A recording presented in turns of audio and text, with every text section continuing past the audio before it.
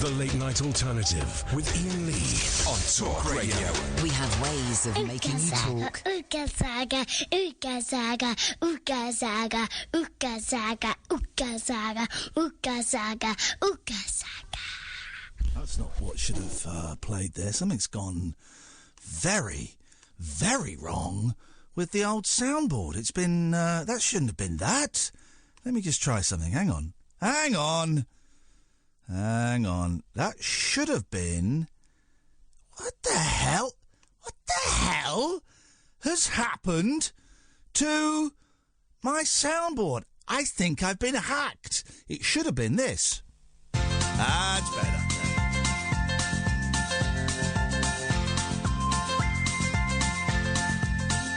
There's a voice that keeps on calling me. Down the road, it's where I'll always be. Every stop I make a new friend. Can't stay for long, just turn around and I'm gone again. Maybe tomorrow I'll wanna settle down. Until tomorrow I'll just keep moving on. Down this road that never seems to end. When new adventure lies just around the bend. So if you wanna join me for a while, just grab your hat, come travel light, that's hobo style. Maybe tomorrow I'll wanna settle down. Until tomorrow, the whole world is my home. So if you wanna join me for a while, just grab your hat, come travel light, that's hobo style. Maybe tomorrow I'll wanna settle down. Until tomorrow I'll just keep moving on.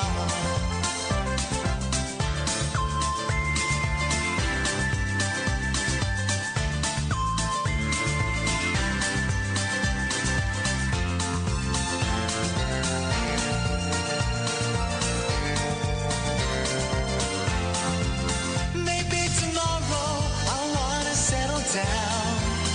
Until tomorrow I'll just keep moving on. There's a world that's waiting to unfold. A brand new tale no one has ever told.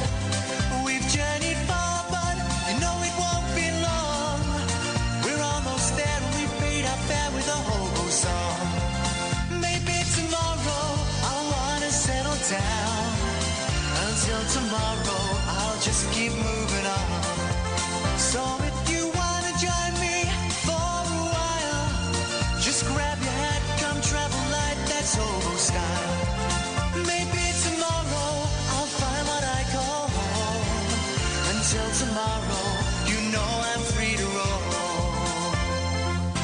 Yes? Yeah? This is not a start to the show. Wait, no. Those headphones are broken. Let's try these one. What a start to the show. Sabotage. Sabotage. Tom Snorbrick at LBC. You're a dead man. Dead man walking. Sabotaging my hotkeys and sabotaging my headphones. That's what these ones work. These ones work. Good evening, dear listener. Late Night Alternative. Iain Lee. Who are you? Catherine Boyle. Thank you. 0344. That's 5 points. 0344 499 1000. It's Wednesday nights, 5 minutes past 10.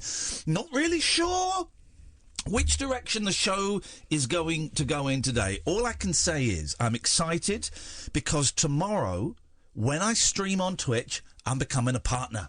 I'm becoming a partner. I don't actually know what that means. I'm not totally sure what that means. Got to do one more stream, get some good figures in that stream. I'm a partner. It's been a long journey.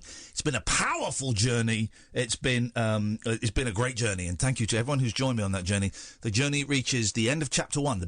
I tell you the phrase I hate most, right? And I tell you the phrase I hate most, and then I'll tell you why I hate it the most. Okay? It's tonight's phone-in. The phrase you hate the most. 0344 499 1000. This is what I hate. Is it? Well, would you say this was the beginning of the end? Or is it just the end of the beginning? Now, I tell you why I hate that. Because because it makes my brain start bubbling, right? My brain bubbles for about 20 minutes, going, what? Beginning of the end? At the end of the... And then I think, well, you missed out the middle. So you just go, no, it's the middle. We're in the middle. That's all you've got to do to answer that. What phrases do you hate, Catherine? And don't say, will you do a shift with Iain? Because that would get my goat. I hate the phrase, oh, Catherine, you've buggered up your car yet again. Oh, no. Oh, no. Right. So we went to our mate Scott Balconies tonight in Uxbridge to drop off some of the membership cards. I've had to order more cards. We've had over 400 orders. I've had to order more cards and more things, so we're going to do that. But we dropped off the ones that we'd done tonight. Now, Scott works in Uxbridge, and he's got a nice shop, and we went round the back. And they have these, and we kind of talked about this the other day. I get pleasure from seeing cars stuck on ramps and things that they're not supposed to be on. Well, he has these very narrow sort of parking bays, and either side of the parking bays are these little solid metal humps. Yeah, they look almost like tiny handrails. Yes. They're stuck in the concrete. Yes. Now, I have damaged my car there before, a long time ago, and I was I'm always super careful there. So I reversed out slowly, and I could see Catherine, and I watched because I thought, well, Catherine won't have had the same, hasn't been there as often as me and may not have spotted them. So I'm going to watch and make sure she avoids these things. And if she doesn't, I'm going to beat the horn. So you reversed out of it. Really carefully. Really carefully. I was so proud of you. Thanks. And I thought, oh, she's done it. Fine. So I'm going to reverse away. And then... That was you. Yeah. So then I reversed, and then I turned round to look ahead again where you were, and suddenly there was, like, liquid, like gallons of liquid pouring from underneath your car. Blue liquid. Down the hill, liquid. And I was thinking, oh, my days. Did you see it when you were in the car, or did you see me waving at you? I knew I'd bumped something. Right. And then I looked out the side of the car and I could see... Your car was pissing itself. Yeah. So you knew that you'd gone over one of these metal things. Yeah, because I'd been really careful coming out, but there's like a hole or something that they're working on just right next to it. So it's really tight to get out. Tight. So I just like inched forward just a fraction to try and sort of turn the car around carefully. And obviously I clipped this thing. I went boom. Really slowly. I jumped out, not knowing anything about cars, and went, you buggered it. And I put my finger in the liquid. It didn't feel oily. It didn't feel... You said, is it my brake fluid? Well, it's the first thing you think, isn't it? Well, it didn't feel oily. And then we lifted up the bonnet, and we had a look in there, and we worked out it was probably only the squirter fluid. What do they call it? The squirter fluid. The windscreen wash. The windscreen wash, right? So we went back to Scott's shop and we got a kettle full of water and we poured it in. As sure as night follows day, it just poured straight out the bottom of the car. 'Cause we couldn't find a gash. Couldn't find your gash. But then once there was liquid coming out of your gash, I was able to get my finger in. I've popped my reservoir. Yeah, exactly. So you buggered the car. Is that expensive? I reckon you could fix it with gaffer tape. Yeah, but not. Yes. It's not an acceptable. Why? Remedy. Who's going to know? You can take it back to the garage. It's a rental. It's a higher thing. It's a deal you got. Who's going to know? It's not a rental. I'm buying it. You buying it now? Yeah. Because it turns out I'd have to pay so much on the mileage that I've done. I might as well have it. So it's my car now. Scott says he feels so bad about Kath's front end. Well, you should. It's a mess. So, if anyone actually, you can't tell, can you? If anyone could fix it for free, 0344 499 1000, please. And while you're in there, could you unplug my battery and then plug it in again? Well, I can do that. You can't. Yes. No, it's all enclosed. Yes, I can. I know. Yeah, I know how to unplug a battery. It's all enclosed, though. Yeah, I know how to unenclose or open, I suppose you say. I know how to do it. What do you mean it's all enclosed? You say no one can get in? I'm saying there's a lot of little nuts in there, and if you lose one, we've had it. Well, I can get in there. I bet you £5 I can get into your battery and unplug it. I bet you. How quickly? I could do it. I could do it by the past. Without proper tools? Yeah, you're going to need tools, mate. What tools am I going to need? Nut untighteners. Okay, well, I've probably got them. I've probably got them. Here's the thing. You don't have faith in your mate. No, it's not even that. My husband looked at it and he went, I'm not touching that because if I lose one of them nuts, you've had it. OK, well, I'm not going to lose one of my nuts inside your front bonnet. end. Yeah, under your bonnet. It's not going to happen. You should let me have a go at fixing your car. Oh, my God. And if you don't... It's a really bad idea. If you don't let me have a go at fixing your car, then I guess we're not friends anymore. That's what it says. That's all it says, is we're not friends anymore if you don't let me have a go at fixing your car. So, I feel very uneasy about... Have you got the keys? Yes. OK. No. You're not doing it in the dark now. I'll take my phone and use it as a torch. It's got a torch mode on there. You won't be able to do it. Oh, jeez. Can you... Alan, can you believe the can you believe the horrendous sexism we're experiencing here? Oh no! It's men versus women again. It's men versus women. No, it's battle of the sexes. It's actually not. 0344 499 1000. It's time for battle of the sexes. Who's the brainiest? Is it the guys or is it the gals? Well, we'll find out tonight. Do give us a call if you're a man or if you're a woman. I'm sorry, but transgender cannot take part in this event. 0344 499 1000 is the telephone number if you want to give us a call. It's guys versus gals tonight on Talk Radio. We could do that. We could do it. That's a feature. Could be a feature, Alan. Sounds promising. Here you go. By the way, how's your mum? Well, me and Mama went to see her today, and she's getting a lot Can better. I ask you a question, Alan? Right, she's in hospital. Can I ask you a personal question? Sure. Did she tell you off? Yes, she did. There you go, then she's going to be fine. Right, that's that sorted. That's the mum test. She's going to be fine. OK, guys. We're going to have a lot of fun tonight. It's Battle of the Sexes. It's guys versus gals. Ian, Robert wants to talk to you. I don't want to talk to Robert. He wants to give you a full update on me mum. Well, I don't want to talk to Robert. I'm playing Battle of the Sexes. This is serious. Hold on. Well, no, but I'm playing Battle of the Sexes. Hello? Yes, hello. We're playing Battle of the Sexes. So put Alan back on. Oh, Jesus! Oh. I got a wet ear now. Sorry about that, Ian. I'm just coughing in because you made me laugh. Okay. Well, I'm only want to speak to give you an update on my mum because you know how she was seriously ill. Yes. Well, on Monday, did Alan tell you that we almost lost her on Monday? Yes, he did tell us that. Yes. Well, I've been to see her today, and she's absolutely a lot better. There you go. Beautiful. That's great news. She's going to have water drained off her heart and stuff.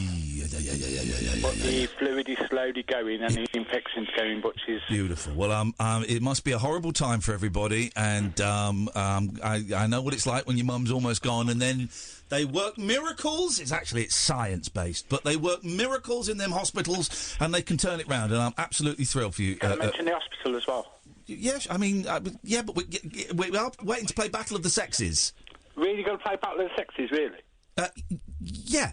I didn't know that, so I'll get Alan, but I didn't know he was playing Battle of the Sexes. Yeah, we're playing Battle of the Sexes! Did he mention I didn't know, sorry, pal. We're playing Battle of the Sexes! Alan, he's playing Battle of the Sexes. We've got Katherine on the line to play Battle of the Sexes, haven't we? Jesus. So far, it's 10-0 to the women.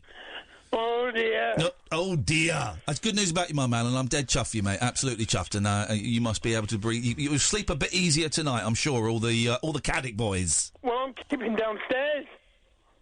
Why is that? Robert's in my bedroom. Oh! Don't fall out with Robert again. Make sure you have a wash. Don't fall out with Robert again. Make sure you have a wash. Wait! Don't fall out with Robert again. Make sure you have a wash. Oh! Don't fall out with Robert again. Wash your cheesy bell. Yes! Oh, my God, really? Right. We've lost the momentum for Battle of the Sexes. Thank you, Alan. Thank you. Bye-bye, good luck. We'll come to Katherine in a second. We were really about to get into Battle of the Sexes and the momentum was lost there. I'm pleased for Alan's mum, but I'm disappointed for the feature that we lost this evening. 0344 499 1000 is the telephone number if you want to take part. This is the Late Night Alternative on Talk Radio. The radio show for people who know the best part of the day is the night. The Late Night Alternative with Iain Lee on Talk Radio. We'll get you talking. It is good news about Alan's mum. There are worry mums. There are worry parents as they get older, and I know that thing of, my mum 3 years ago, I think it was. I didn't quite understand when she was in hospital, and the doctor said, "Can I have a word with you in private, Mr. Lee?" And I was in there joking, and she said something, and I was carried on joking, and she went, "I don't think you understand quite how serious this is." And I went, "Oh, sorry, you said my mum's dying." yes, we don't think she'll make it through the night. Whoa! And they fixed her. It was a miracle. It wasn't actually. It was science. But it's everyone is breathing a sigh of relief for you, Alan Caddick. 0344. This is tonight's phone in. 0344 499 1000. How's your mum? Let's do it, Catherine. Let's double down on the local radio, Styley Radio. How's your mum? Catherine, how's your mum? I haven't seen her for a while. She seems a bit tired these days, but she's all right. She at it? What do you mean? Is she at it? Is that what's wearing her out? Is she at it? My God. Is she at it? She works very hard. That's what I'm saying. Is she working hard? Yeah. At it? Is she doing it? Doing what? She doing it a lot. What? She doing it. She's doing what? Is she doing it a lot? That would wear her out at her age. Working, yeah. She works 5 days a week. Does she? Yeah. And then she looks after the kids. Yeah. But is she doing it? Doing what? Your dad. Oh, my God. Why are you calling him it? It's a bit disrespectful. But is she? Because that was going to wear her out, a woman of her age. Is it? Is she? She doing it? I don't know. They don't tell me. No? Keep asking. You've got to keep asking. Got to keep asking the tough questions, Kath. You know that from the journalism. I don't really want to know. Got to keep asking the tough questions. They seem very happy. You've got to keep asking the hard questions. Keep saying hard. Okay. So, how's your mum? And I'm aware that for some of you, our listeners, your mum might have passed on. Let us know how you think she is in the next world. How's Sam's mum? I don't know. We're not seeing each other anymore. It didn't work out. Rather wish you hadn't mentioned that, actually, on air. We only broke up yesterday. It's been a tough 24 hours. Yeah, but she's better off, isn't she? You know what? She probably is. She probably is. She was just at it all the time. At what? All the time. Can we not? Sorry, Sam. Sorry, son. Sam. He's not your real dad. No. Unless my sperm have learnt to time travel. Time travelling sperm. Imagine. Maybe that's how Jesus was born. Tiny TARDISes. Daleks. What? Daleks. Darling, what? Cyberspunk. No, let's go to... Oh my God! Let's go... This is a terrible, awful start to the show. No. Sorry, everyone. Sorry about that. We can only apologise. Sorry about him. I would like to apologise to you, Catherine, on the phone now. My favourite Catherine out of all the Catherines. Good evening, Catherine. Good evening. Hi, Catherine, number one. Hello. It's just to let you know I got some merchandise delivered today. Did you get a card? I did. That's what I'm ringing up Beautiful. for. There you go. What number are you, Catherine? Well, it looks like 218. Okay, that's a bit rude. That's implying that Catherine's writing is not very good.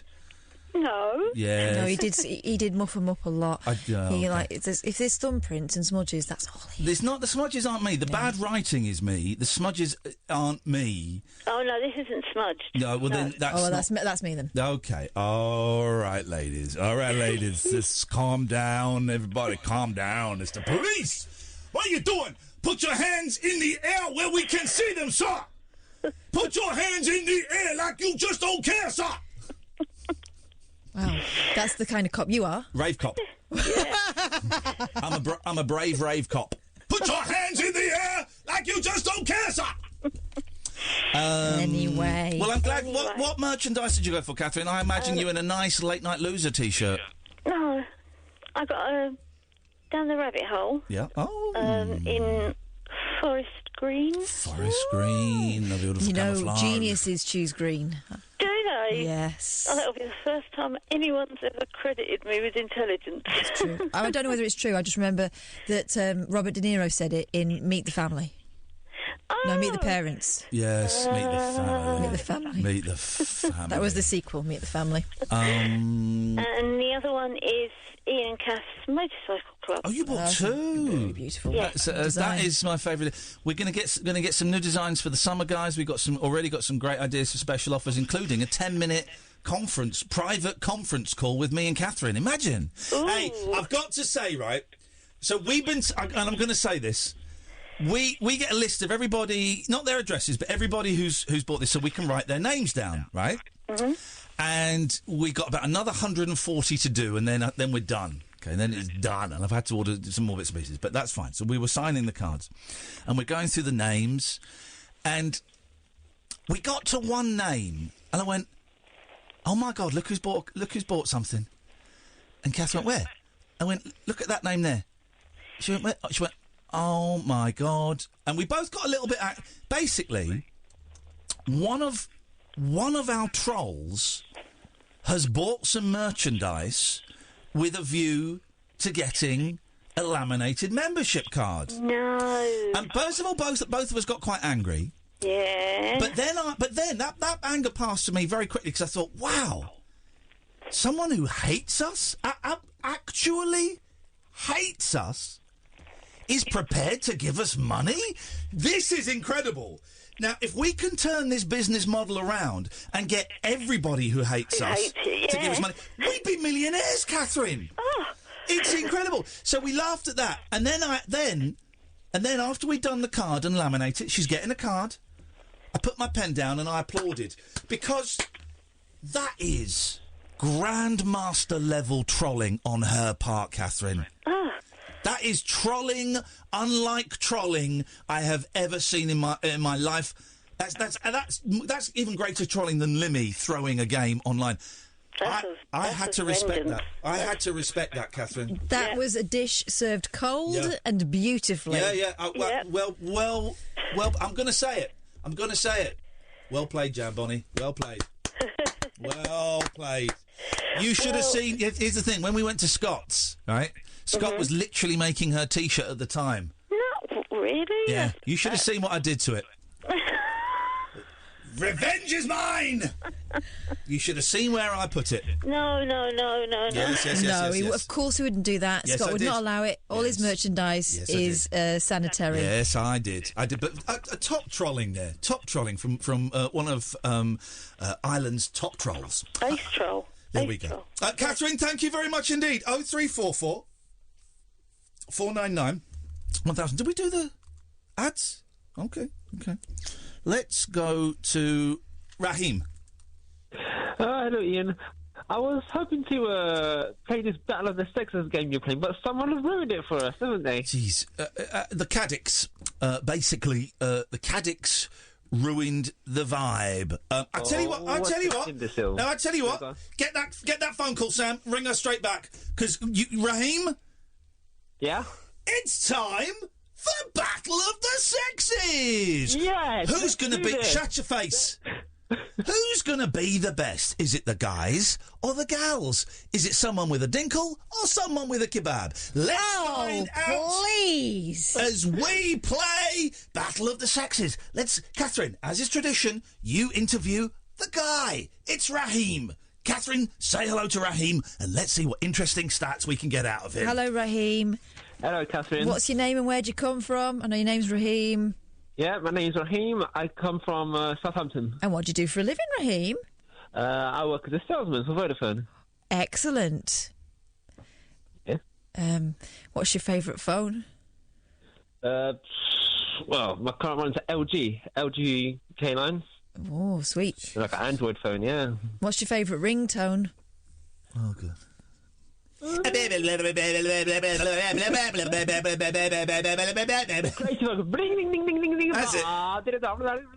That one.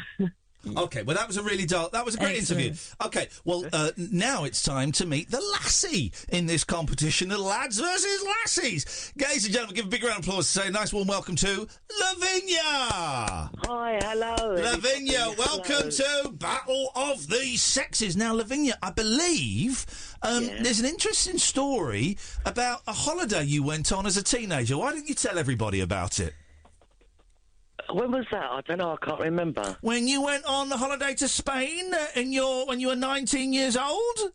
Yes, basically, yes. Go on, tell everyone what happened, Lavinia. It's an incredible story. You won't believe it. Go on. What happened, believe it or not, what happened, I actually got malaria. Oh, no, really? Yeah, and apparently I was out there for 3 weeks. Yes. And I ended up in hospital for the 2 weeks. Wow, Flipper, wow. That is incredible. And that's where you met your husband, isn't it? As well, of course. He was one of the doctors.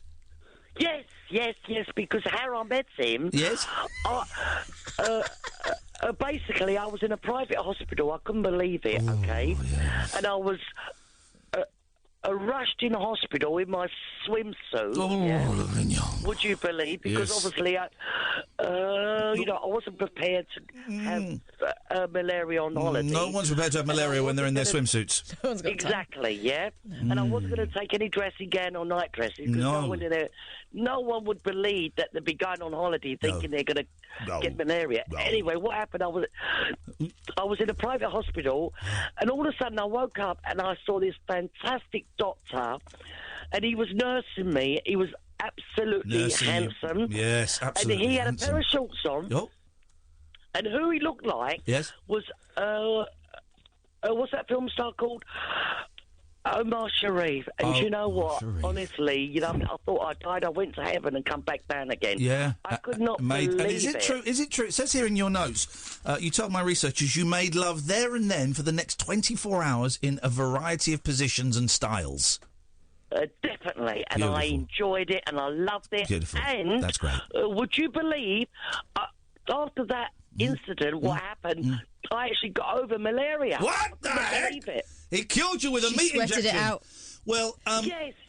And you were married for 25 happy years until, unfortunately, he was killed in a gardening accident last year. And I'm very sorry to hear that, Lavinia. Well, you're playing for Pablo's memory. Raheem, who are you playing for this evening? Who may have passed? I have to say, my uncle's in Morocco. Your uncle who's in Morocco, and he's definitely dead, is he? Yeah, he died a few years ago. Beautiful. Yeah. That's great news. Right, we're on to. It's not great news. Yes. What? Sorry. Can I say something, Ian? Yes. Is it Ian? Yes. Yeah. Is that Lavinia? Can I say yes? Yes, my lovely. Yes. What I'd love to say to you all, I honestly believe, and I know I'm actually feeling it and eating it. What you're radiating out on your frequency is actually called soul food. Sorry? Does that make sense?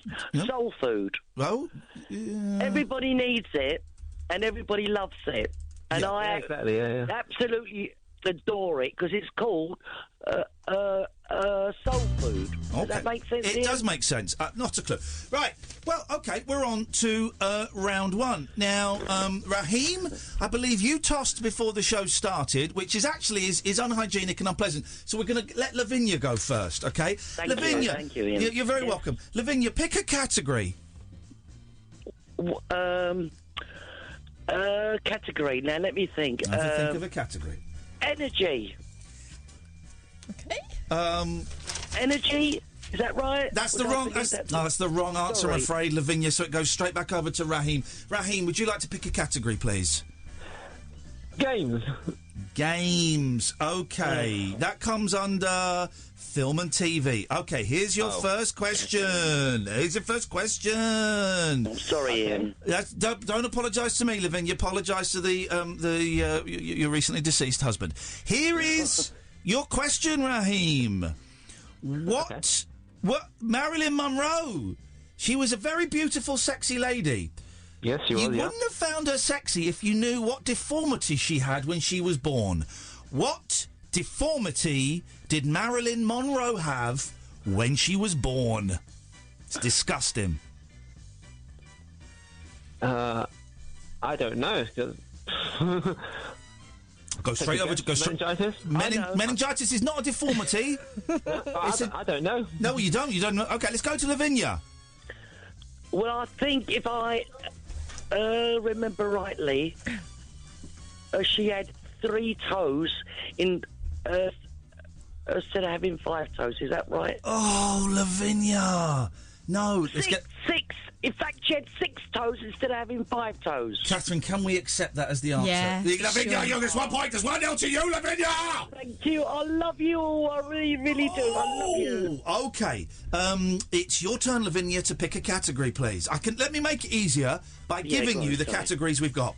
Art and culture, geography, music, economy, how do you say Economics. that? Economy, history, nature, film and TV, informatics, politics, food and drink, language, science, general, literature and sports. Which of those would you like? Music. Music is the doctor. Excuse me. Oh, dear. Okay. Here we go. Make it easy. I will not do that. All right. What is Elvis Presley's middle name? Catherine's got her hands up. Aaron. Yes. She's absolutely right. Well done. Raheem, I love you. I love you all. Raheem, you really are letting the guys down in the battle of the sexes. Raheem, don't worry. This next question is worth. Right, didn't I, Les? You've got it's 2-0 to Lavinia, but this next question, Raheem, is worth 100 points. Did you say sport is one of the categories? I did say that sport is one of the categories. Oh, okay, here we go. In which year? It's worth 100 points. In which year did Maradona score a goal with his hand? Or was it the hand of God? In which year did Maradona score a goal with his hand? Or was it the hand of God? It was in 1986 at the World Cup. Oh, Raheem, mate. You just got yourself 100 points. Well done, Raheem. Whoa. Okay, we go back. Well done. So it's 100 points to 2. We're watching the patriarchy in motion. Okay, Lavinia, it's your turn. It's your turn to answer the question, Lavinia. It's your turn to answer the question. Got to say, time is against you. So, which question would you like, Lavinia? I would like nature. You would like nature. Which did you say you would like? Nature, is it nature? The line's breaking up ever so slightly. Nature. Oh, we're out of time, Lavinia. Oh, I'm sorry. Oh, we are out of time. Okay. At least I've tried. Let me just tot up the scores. Raheem, 100, 1, 2. Okay. Well, Lavinia, you came off first. Yeah. But then you petered out. You scored 2. Oh. Raheem, that means the guys have done it again. You got 100 points, Raheem. 100 versus 2. Oh, yeah. That means it is currently, this is unprecedented. It's unfair. It currently stands at, in the season that we've been playing this, it's women 2, men 562 straight wins. What? Women 2. Well, there was a show when 2 shows when I wasn't here, and someone got this thing wrong. So women have won 2, men have won 562. Well, if there was a show when you weren't here, it would have been me, and I did not. Okay. Do this. So that means Raheem, you get to nominate. What man would you like to play on tomorrow night's show? You can nominate anyone, any guy you want, living or dead. They'll be on tomorrow night's show. Well, who would I like to play for? No. You see, listen. You see, this is why I didn't really win, Lavinia. Listen, you idiot. Listen, you goddamn piece of trash. Go on, I'm listening. Who? Shut up, Lavinia. You lost. All right, you lost just like you lost. Just like you lost the day you were born because you're a woman. You lost. You lost. We won. We won it. We were the ones going out clubbing the Bigfoot and eating it, bring it back and eating it. You make clothes. You make clothes for Ugg. You make clothes for Ugg. You make baby for Ugg. Ugg kill woolly mammoth. You make baby. Shut up! I love it. Raheem, which man, dead or alive, would you like to come and play? Dead. Play tomorrow. You can pick any man, and we'll get them. Anyone from history, anyone could be someone you know, could be someone famous. We will get them on the show tomorrow to take part. He's going to pick someone, Pony. Actually, you know what? Because he was going to ruin it for everyone, I'll play Caddick. Alan Caddick. He could there you go. You deserve everything you get. Could have picked anyone in history. He picked Alan Caddick. Lavinia, who would you like to pick from all of womankind? Again, I'm really sorry, but we can't have transgender players. It just confuses. I've only got 2 lines. We're starting. Don't worry. Don't worry. We're starting a new competition soon called Trans versus Rest of the World. It's happening, guys. It's happening. We just need to persuade the legal department that it'll be okay. All right. And a few activists that have got a little hissy fit going on Twitter. Calm down, guys. It's just a little fun. Which woman from history or any of your friends would you like to represent womankind tomorrow, Lavinia? Now let me think. I would like... would you like Raheem to help you out? No? Yes, I would. Raheem, can you think of a woman? No. A woman? No, let's see. Who would I think of? Ian, could I have Catherine? Sorry, Lavinia. No, actually, I'm going to cut you off, Lavinia. She said me. Raheem, who would you... Me against Caddick, he's toast. All right, fine. So tomorrow, Battle of the Sexes, it's Caddick... Actually, let's put Richard Osman on the show. How about that? It's too late, mate. It's too late. You chose Caddick. It's too late. You had all Raheem, the choice in the world. Raheem, you have won 30 seconds of airtime, which would normally cost an absolute fortune. 30 seconds is yours to say whatever you want, and your time starts now. Not really, no. No, because then you're going to cut me off. Actually, no, I'll cut you off.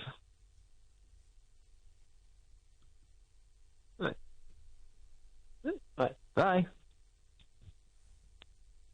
And that, sisters, is why we just have to wait. And Catherine, we do as we do at the end of every Battle of the Sexes to show there's no hard feelings. We shake hands. Yeah, loser, loser, loser, loser, loser, loser, loser.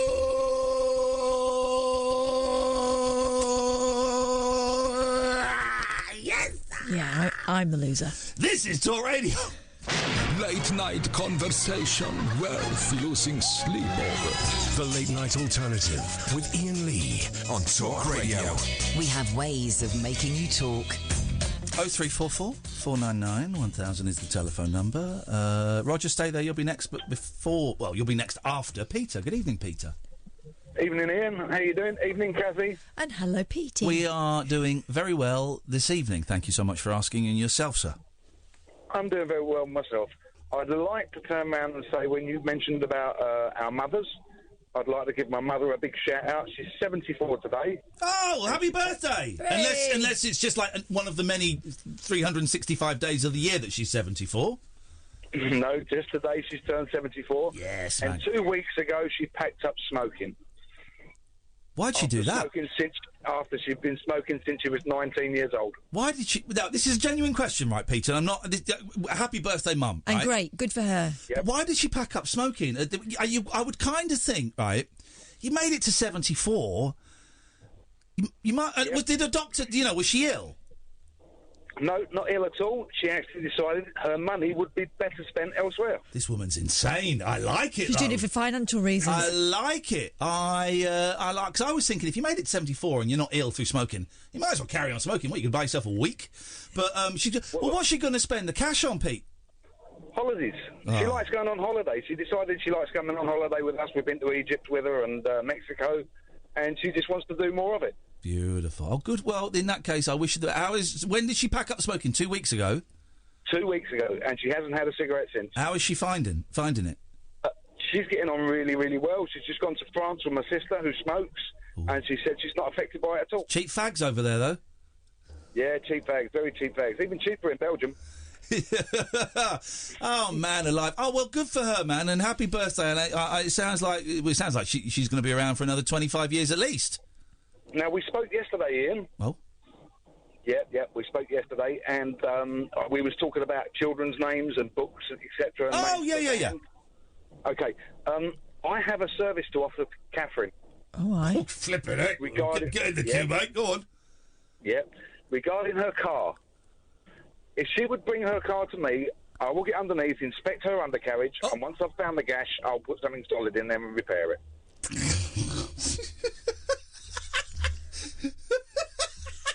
I mean, that was stirring down below. At least buy me a drink first. Dirty boy. Where are you, Peter?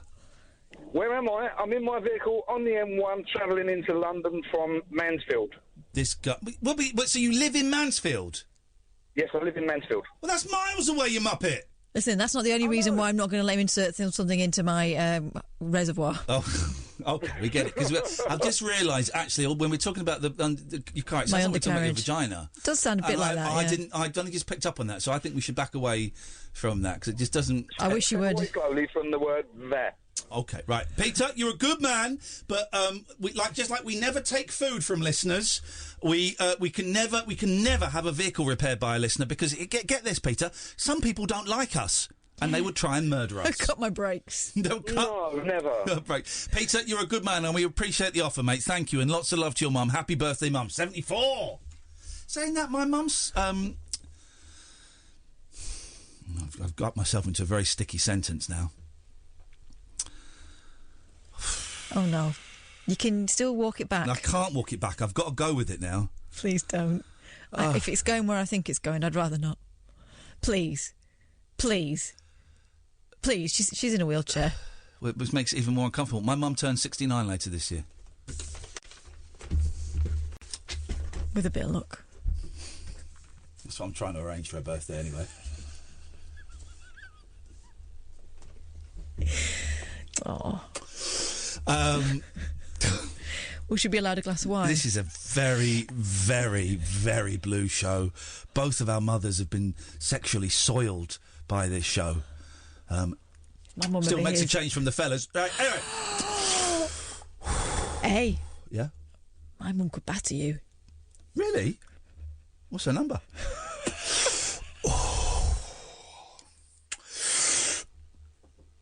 Can you stop smoking that pen, please? Yeah, sorry. Let me put it out. There we go. Sorry, I'll save that for later. This is like school, except no one's slightly less mature. No one's learning anything. But we will learn what a fraud is, what a benefit cheat is. We will learn what it is like to pretend to be disabled when actually you're not. We will learn what it's like to milk the system when we speak to Roger, number 23. Well done, you said milk. I really focused on it.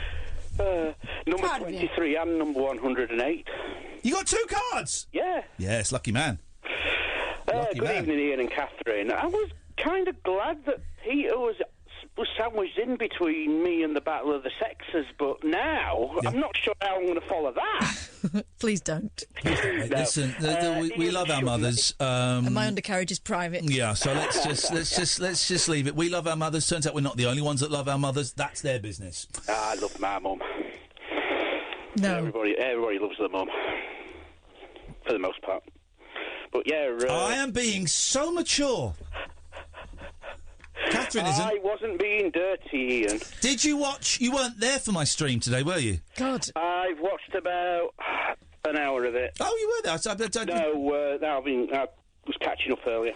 I streamed me opening some retro games. Imani joined in the chat. Imani Coppola popped along. She had a very rude username. Well, I'm staggered. Very rude username. It turns out, Spalding Gray is my big thing at the moment, right? And I said, Imani popped into the chat, and I said, "Oh, do you know Spalding Gray?" She went, "Are you kidding me?" I said, "What?" She said, "We talked about him on the Staten Island ferry where he killed himself last time you came over." So I don't remember anything. I was like, "Oh yeah, we did. We talked about him before I got into him. Isn't that funny?" It was a good stream. It was me opening I've been lent some retro game collection, opening that, going through that. It also involved me realising that I've spent £170 on a BBC Model B computer that's been modded that I didn't need, because you can just emulate all that stuff and you can't actually connect the BBC to Twitch anyway because you just can't get the right aerials, and me dancing for subscriptions. Yeah, I thought I had the right connector for that, but what I've got's a HDMI splitter, not an RGB. I'm going to make it work. I'm going to make it work because I want to play it on the original machine. But I did dance for subscriptions. Tomorrow, Roger, if I stream for an hour tomorrow and I get good numbers, I become a partner. Yes. Yes, mate! Yes, mate! Yeah. I become a partner. The rest of the stream. Sorry? I've got to catch up on the rest of the stream today because it was what I watched earlier. I really enjoyed it. It was nice. I'm really enjoying, now that I've found my digital voice, thank you, Catherine, now that I found it, and now that I'm just talking about retro games, and we're talking a little bit about mental health and a little bit about silliness, but it's get this, it's just a geekier version of this show, but just talking about retro games. Now I've found that, I'm loving it. It's the same with my streams and Elite Dangerous. I've not really liked streaming that much in the past, but I've been loving streaming all night. That's it. Once you get what you want to do. This is why I was so disappointed when, and I'm not going to mention any names, but when my best friend, I'm not going to tell you her name, when my best friend laughed at me when I said I was trying to discover my digital voice. I was so Jack's laugh. I was so disappointed. But now that I've found my digital voice, Roger, I don't worry about that. But the disappointment's still there, and it grows every day. And I try not to feed it, but I don't worry. The disappointment doesn't engulf me anymore because I still have to slightly paraphrase Bono. You found your digital voice. I still have found what I'm looking for, what I was looking for. Yeah. Nice. Great question, Roger. The new Chris Lilly show on Netflix, any good or rubbish? I haven't seen it. Okay, if anyone can tell me, just tell me, it looks rubbish. If anyone can tell me, he hasn't done anything good since Summer Heights High. Is it rubbish? My tip for you, got it from Pete, but I had heard about it before, actually, so it's not Pete's tip. It's my own tip, is I think you should leave. Very funny show. I found out Snowpiercer has just been put on UK Netflix as well, which is a really brilliant film. Snowpiercer? Yeah. Snowpiercer? Yeah. There's a film called Snowpiercer? Snowpiercer. It's like a post-apocalyptic film set where you can only aboard piss snow. In a world where all the snow is yellow. What else you gonna eat? But it is supposed to be really good. And I watched another film today. Show off. Well, you know what film I watched today, Ian. Hang on a minute, there he is again. I don't know what he watched. Watching films. Watching, yeah, I know, exactly. Instead of feeling the vibrations in his fingers and his buttocks. I have no idea what film you watched today. I have. I bet it was Mighty Ducks. Mighty Ducks 2. Being Frank the Christian. Oh, you watched that? Oh, yeah. I saw your tweets about it. You enjoy it? Loved it. Absolutely loved it. You were bang on that it was even good for people that aren't really familiar with Chris's work. Because it's not about Frank Sidebottom. That's the thing that I think is key, is it's not about... Frank Sidebottom pops up in it, and he's quite a big character in it, but it's not about him. It's about Chris Seavey, who was definitely an artist, was a very troubled soul, very, very gentle man with me, and it's just a great story. It's a great story. Yeah, made me laugh, made me cry, made me smile. You know, there's did you get the DVD or the Blu-ray? I got the Blu-ray. I've not watched the extras yet, but I went through the menus and there's so much. This is what I am. Yeah, this is what I am very, very excited about diving into. I might watch I might watch some of the extras actually with the boys at the weekend. I won't watch the film with them because it's a little bit adult in places, but I might watch some of the extras with them because they like Frank. Yeah, and I didn't know. I said I didn't really. I was aware of Frank and Chris.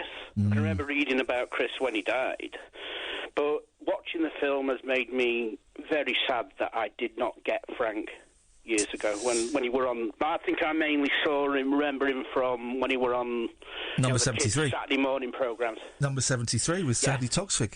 Yeah, but that's the thing. I think of he was perceived as a children's entertainer, and a lot of people hated it. But actually, when you've got some distance and some perspective and a bit of hindsight, and the fella's dead, and you see that actually he was a performance artist. He was a performance artist. That's what the whole thing was, and of course, these people on the fringes always become bigger when they're dead. That's unfortunately the way it goes. I was privileged to have met Chris a few times, and to have phoned. We exchanged phone calls a bit after being a fan when I was a kid, 15 years old, and it breaks my heart that my boys never got to meet him because they're fascinated by him, and they would have loved him, and I know that Frank would have wound them up no end and would have just made them crease over with laughter. I know it. He was a good man. Yeah, I've got to devour everything Frank that I can find now, I think, and every... Well, you've seen me on his show, haven't you? Yeah, Yeah, I've watched that. I watched that a few weeks ago. If anyone watches that, go on YouTube. Iain Lee, Frank Sidebomb. I've got a few interviews with them on there, but I'm on his show. That grin, I just can't speak because I'm laughing. That grin is I'm what am I? I'm probably 30. I'm probably 40 there, and but that grin is the grin of a 15-year-old. You looked less confused than David Soul. David Soul hasn't got a clue what's going on. David Soul was about to walk off at one point, wasn't he? Have you ever been on an aeroplane? Yeah. What's it like? That's a great question. All right, Roger, I'm going to cut you off now because you're weird. No worries. Bye. 0344 499 1000 is the telephone number. We've got just done an hour and I have no idea what. I know what we've got to talk about in the next hour. Middle class issues, middle class problems. My cleaner came round today. Now, I tidied up very, very well before the cleaner came. Very tidy house. And I've got to be careful because she might be listening. After, she was a very nice lady. I've got to be. I shouldn't have started this story because she'll be listening tonight. Going, I cleaned. So anyway, it'll be interesting to see how the other cleaners compare. Yeah, The great cleaner trial of 2019. Yeah, and she came in and I said, I'm so nervous at having you here because we've never had a cleaner before. I said, yeah, but years ago, and I didn't say, but I was thinking, I've not had one on my own. I had one when I was married years ago, and. Oh, it was just weird. I went out of the house for 45 minutes. I went to the dump. Oh, I'm sorry, the recycling centre. It's the tip. Went to the council tip, the one that was open, because one is closed down and one is closed on Wednesdays. What's wrong with you people? Jesus, stop trying to take away life's little pleasures. I like to hang out at the tip. I like to go to the dump and hang out. And you are making it harder and harder to do it by closing them, by having them closed on weekdays, and by calling them recycling centres. 0344 499 1000 is the telephone number. If you'd like to give us a call, you'd be very, very welcome to. This is the Late Night Alternative, weeknights from 10 with Iain Lee and Katherine Boyle on Talk Radio. The Late Night Alternative with Iain Lee on Talk Radio. We have ways of making you talk. Well, I'm not the kind to kiss and tell, but I've been seen with Farrah. I've never been with anything less than a 9. So fine. I've been on fire with Sally Field, gone past with a girl named Bo, but somehow they just don't end up as mine. It's a death-defying life I lead. I take my chances. I die for living in the movies and TV.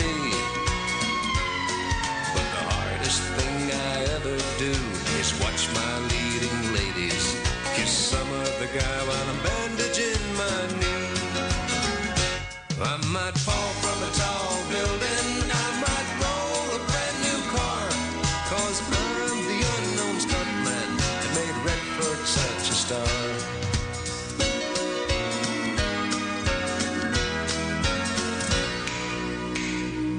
I've never spent much time in school, but I taught ladies plenty. It's true, I hire my body out for pay. Hey, hey, I've gotten burned over Cheryl Teague's, blown up for Raquel Welch. But when I wind up in the hay, it's only hay. Hey, hey, I might jump an open drawbridge or Tarzan from a vine. 'Cause I'm stuntman and make Eastwood look so fine. Mum, can I have a full guy bath? Remember the full guy bath? I had one once. Really? Right up to the Do top? you remember we went to Slovakia? There was a really big bath in my hotel room. I don't remember the baths. Oh, I had a Fall Guy bath. Did you? Yeah. Did you go? Right, but the Fall Guy bath is, Scott used to ask his mum for one. You have to Right have up the to the bath lip. up to the neck, yeah. Yeah. Up to your lip. Up to the lip of the bath. Okay. Oh, what a show. I what mean, a filthy show. my God.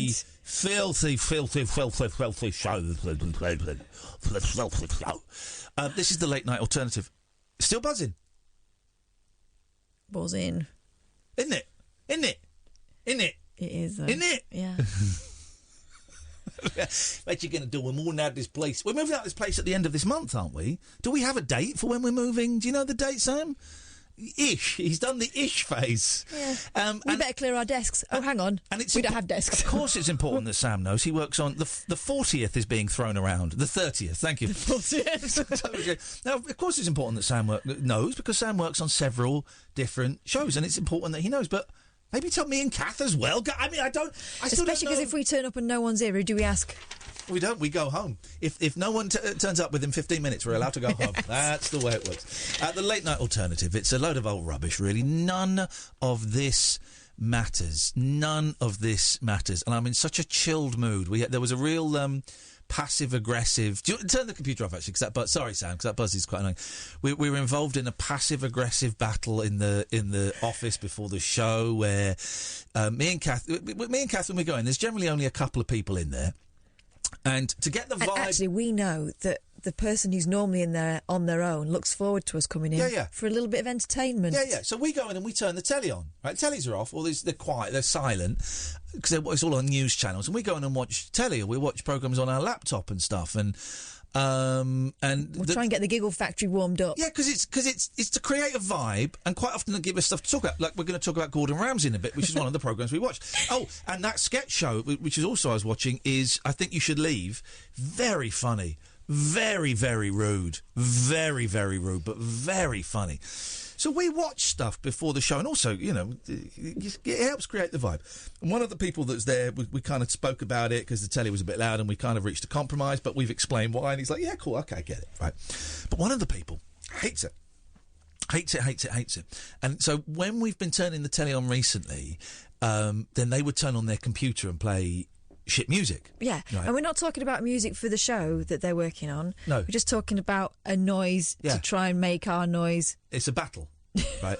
So today... Not the only noise. So today, knowing that this would prompt something, I said to Kath, right, when I've done this... Can I borrow your power, please? I'm about to run out. When you've done what you're doing, we're going to get the telly on, we're going to watch some telly, right? And with that... Well, then I put headphones on, because I thought, I'm not in the mood for a battle today. So I put headphones on and started watching that sketch show. I thought, I can hear music. What is this? And Thingy Bob had put, like, this really loud songs from the shows on or something. Really, really loud.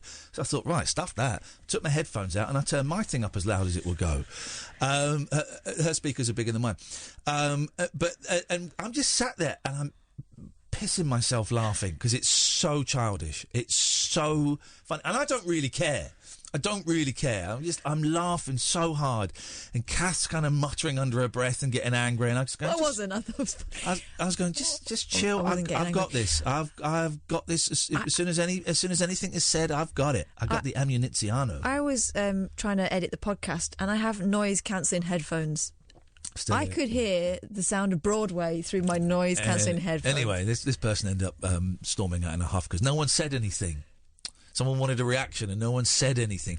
And part of me is thinking of that Brené Brown quote, which I do like to try and live my life by. Choose discomfort over resentment. And so that would mean, instead of carrying this kind of resentment round, just have the conversation. The conversation will be had at some point, right? But actually, I'm not resentful of it. I'm not resentful. I find it hilarious. It's not my resentment, it's their resentment. So, and there will be a conversation, and it will be a terse conversation. There might be swears involved. And I'm cool with that. I'm cool with that because I'm nearly 46 and I'm not well, I am playing childish games. I'm enjoying it a lot. 0344 499 1000 is the telephone number. You want to explain the show, Catherine? Because we might have some new listeners who are waiting for the question about Brexit. There isn't a question. The question is, do you want to give us a ring? 0344 499 1000. And if you do, you can talk to us about anything at all. You can offload about what sort of day you've had. You can talk to us about something that you noticed that, you think is worth pointing out. You can ring up and just waste time with us. How do we explain it normally? We're just going to rattle away, and feel free to join in if you want. For example, this is not, Brexit and Gavin Williamson and all this stuff going on. By the way, if I don't believe Gavin Williamson... Well, actually, we're going to do something. I don't believe Gavin Williamson leaks... he was the former military secretary. What do they call it? Military secretary. Military... Army... Defence. Yeah. And they claiming that he leaked that thing. I don't think he did leak the thing about Huawei. from that meeting, the top secret meeting. I'm not explaining this story very well. You know the story to which I refer? I don't, because I've not got a radio in my car at the moment. Right, OK. Well, so there was a leak from a top secret meeting that MI5 think that Huawei are bent and that we're employing them to... Theresa May wants them to be part of the phone network over here, and MI5 said, well, that's a stupid idea because they work for the Chinese government, they're spies. Well, that got leaked by someone in a top secret meeting. Theresa May's been told, Miss, it was Gavin that did it. It's something like that. So he's been booted out, and he has sworn on his children's life that it wasn't him. Bold move, right? But I don't think it was him, right? But if it was him, here's a question. This is a good question. If I was on LBC, this is the question I would do, and I'll do it now. And then we're going to come to you in a minute, Keith. If it was Gavin Williamson that leaked that a foreign company that the Prime Minister is considering handing over portions of our phone network to actually work for the Chinese government and could be spying on us, if it is true that Gavin Williamson leaked that, shouldn't we be treating that guy as a hero? Hit those numbers now, you will get through. 0344 499 1000. Do you not think, though? He's a hero, isn't he? He is. If it is him, I don't think it is. But he's taken the blame for it at the moment. He has sacrificed his career... to alert us. For the safe... He's a whistleblower. I thought we had rules in place to help whistleblowers. As long as the whistle isn't made by the Chinese. But he should be treated as a hero. I mean, I've got a Huawei phone. They can spy on me whatever they want. But he should be treated as a hero. What do you think about that, Catherine? I'd love to get your perspective on that as a woman. I think 0344 499 1000. Hit those numbers, you will get through. Anyway, the cleaner came today. Cleaner came at 12:30 for 2.5 hours, except there was a mistake and she was only booked for 2 hours, so she couldn't iron my shirts, which blew your mind that cleaners can iron shirts. Cleaners can iron shirts. And she was really nice. I liked her a lot. My house was not that clean after she left. Here's the thing, right? This is this genuine question. Keith, I will come to you in a second.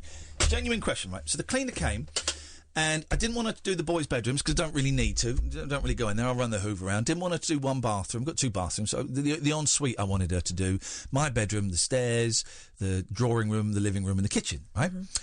And she cleaned the stairs. The carpets on the stairs were filthy. Cleaned them. They look great. And everything looks kind of neat and and everything... Well, no. Things look clean. But then I rubbed my finger... for in a bed styly along the shelves, and they were dusty.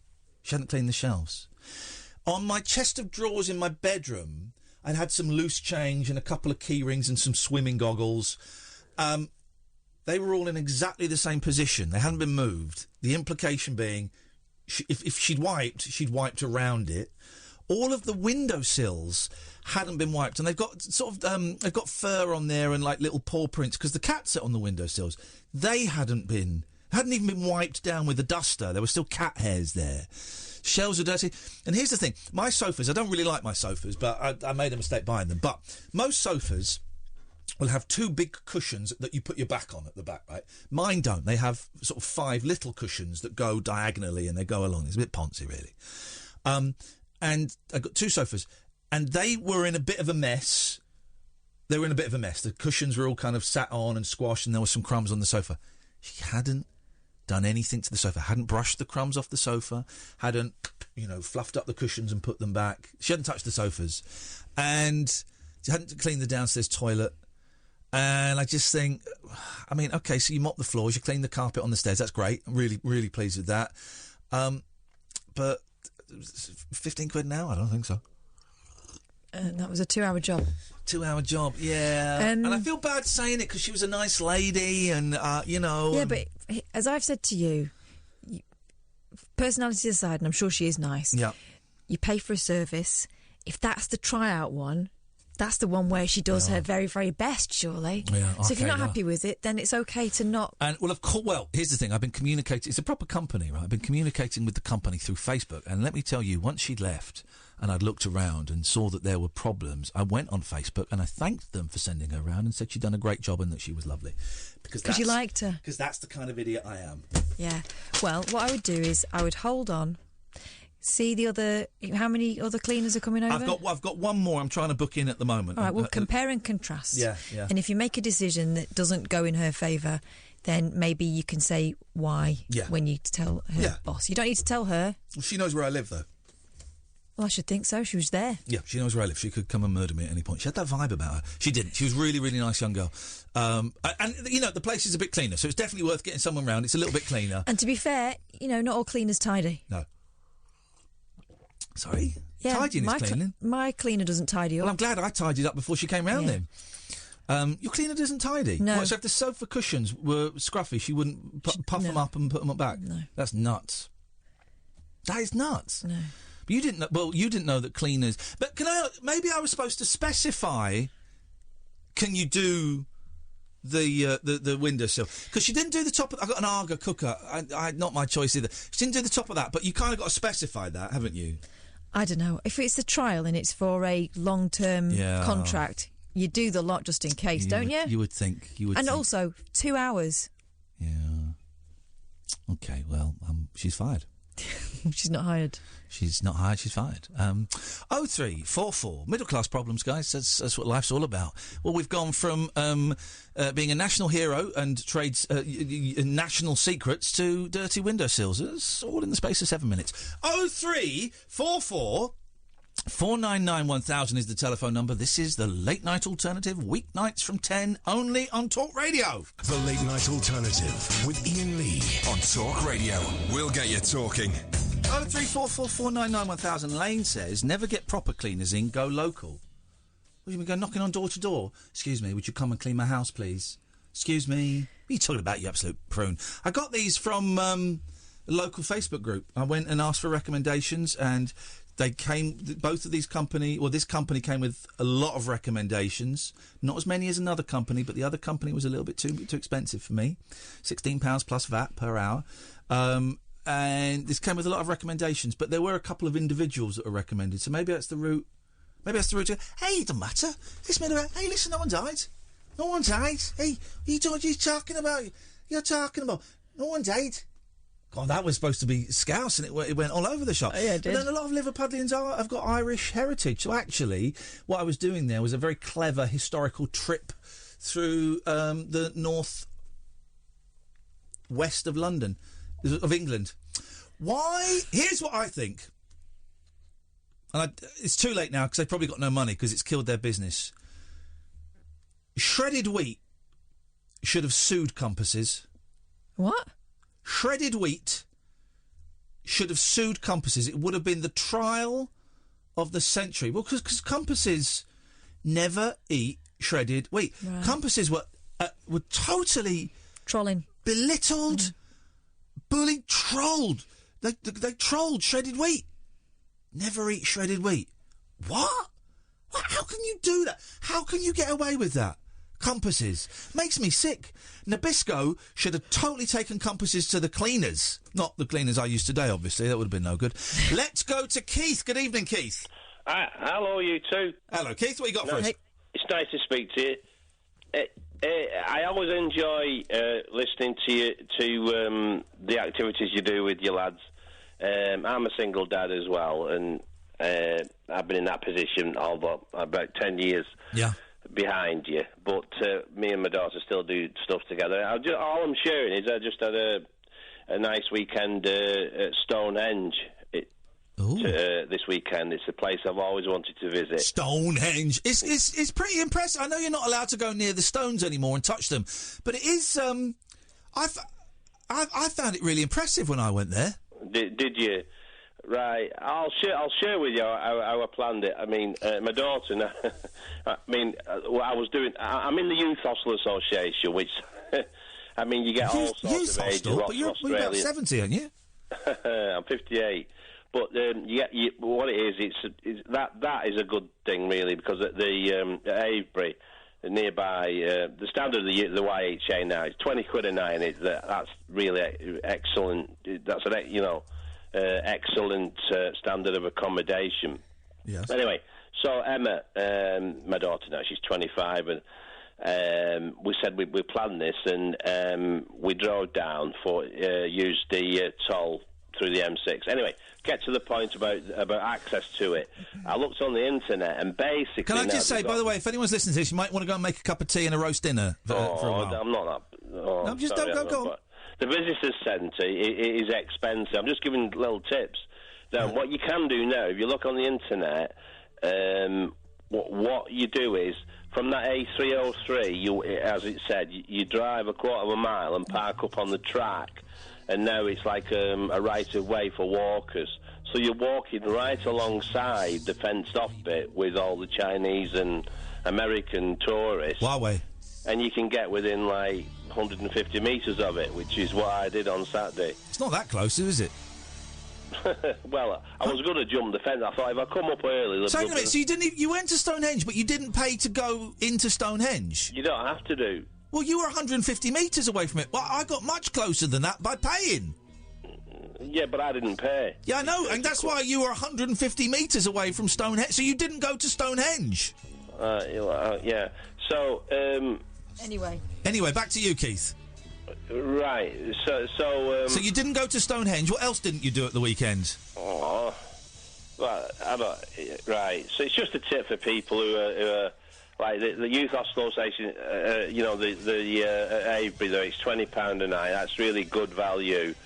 And as I say, if you're on a economy with young people, you can go and park up and drive round and take photographs and that. So that's all I'm sharing with you. Okay, all right. Well, okay. I'm sorry it's so boring. No, I didn't say it was boring. All I'm saying is you're sharing with people how not to go to Stonehenge. No, if you say so, Ian. Okay. These calls never go well, Keith. I'm always surprised you keep calling back. No, they don't really, because I'm not sure what it is, mate. I don't know, because I'm trying to offer, for people, single fathers like myself with youngsters who haven't got much money, a weekend for £20 and to get within 150 metres of one of the 70 the heritage sites in the world, and it still feels, I don't know, I just feel quite negative feedback from you. And oh, how they danced, the little children of Stonehenge, beneath the haunted moon, for fear that daybreak might come. Which isn't very mature, really. Is it?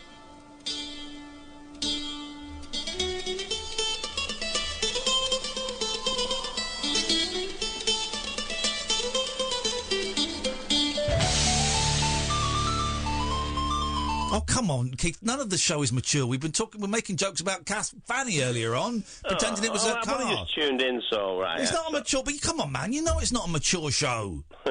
Don't call me out for being immature. Of course I'm immature. It just every time you come on, I question something about what you said, and you take it as a personal affront. Not everyone else does. I think it's there's an edge in that. Whatever it is, I don't know, but there's certainly an edge when we get together. There's no edge to your stories, let me tell you that. What do you mean? It's worthless. No, oh, Jesus, no. I don't know what it is, Keith. I don't know what it is, but I just know that every time you come on, we wind each other up, and that just happens between human beings. Keith, I think you get a bit defensive. Well, yeah, I think Ian does. No, he doesn't. He tries to have a conversation with you, and you always take it to that he's having a go at you, and often he isn't. No, I take umbrage. Yeah. Have you been there, or was that 150 metres away from that? That's good, that. It's not bad. It's really clever, that. It's pretty quick. You're so clever. I think he's being sarcastic. Okay. Anyway, this went well. Shake hands. Shake hands, ding dong. Well, now you're being a dick. But Avebury, it's listen, that's what it is, Keith. I've worked it out. You don't listen. I've worked it out. I got it. You don't listen. You can't have a conversation. It's a monologue. No, I just shared something with you. Yeah, in a monologic fashion. That's a word. That's a word. Yeah, right. Okay. All right then.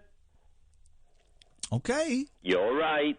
Now you're being immature, mate. Now you're being immature. You're not. Right. You're worse than Karen in the flipping office. Now you're being right. You're being immature. Always right, Ian. Now you're being a dick. Now you're just being stupid. I'm not being a dick. You're always right. You're never wrong. Of course I'm wrong sometimes, Keith, but I can admit it. Maybe you should as well. But yeah, I don't know. I just feel it's quite negative, your response to what is shared. Yeah, but I've told you what the problem is, Keith, and you're not taking it on board. Well, I'm not a presenter. I'm not as savvy as you. I don't. Jesus. All right, It's not Keith, really about that. All right, It's about having a chat to each other. That's all. Okay. That's all. And sharing things that help each other and other families and other people in the same position. Not necessarily. It's about conversation more than that. Maybe BBC Manchester. Who's on BBC Manchester right now? No, I'm not getting into that. Why rubbish. Did you get booted off that as well for being sarcastic? Not at all. Was the presenter a bit too smug? He's stick as a two before, Alan Bezic. Is he? Alan Bezic's a great presenter. He's stick as a two before. So you didn't get on with Alan Bezic? Yeah, I did, actually. Right. Why are you being mean about him, then? Yeah. Well, because he's not that bright. He talks about being a psychiatric nurse and he's not qualified. Right. Well, if this is how he speaks about Bezic behind his back, what on earth does he say about me? I told him straight.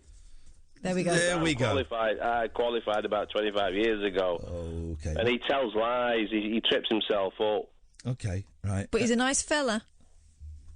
Is he? You said it. I didn't. I didn't say he's a nice fella. I think you just did.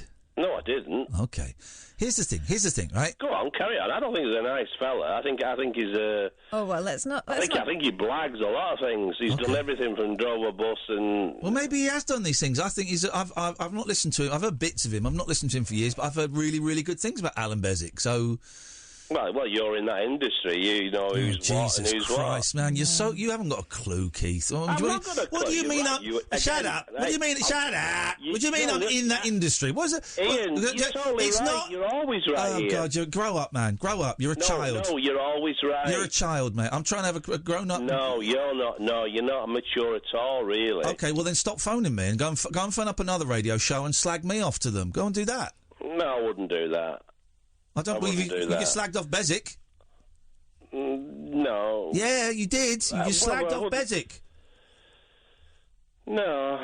Here's a thing you can do to save money, right? Instead of not going to see Stonehenge, just tell your daughter what happens at the end of films she hasn't seen.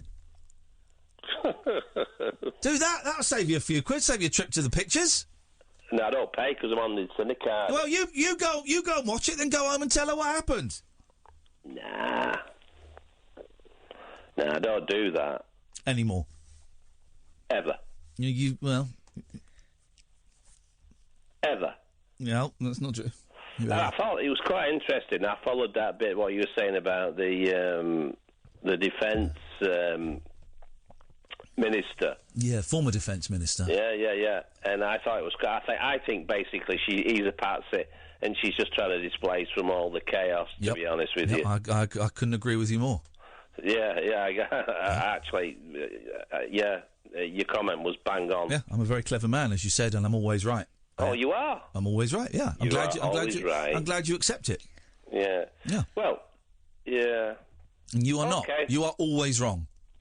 I'm always wrong and you're always right. Beautiful. Well, then I don't know why we... That's just a way of the universe. I just don't know why we don't get on when we've established those basic facts. Happens, though. It happens in life. Have you ever been anywhere in a room where for no reason someone gets on your nerves and you can't? I've never met anybody as irritating as you. You know, it's like that sense of transference. No. Maybe I remind you of somebody. Yeah, you remind me of a bloke called Keith who phones up my radio show, bores the crap out of me and spoils the ends of movies. Oh, that's really hurtful, that. No, it's not. I feel quite hurt about that. Okay. You know. All right. It's quite hurt. You know, I feel a bit attacked.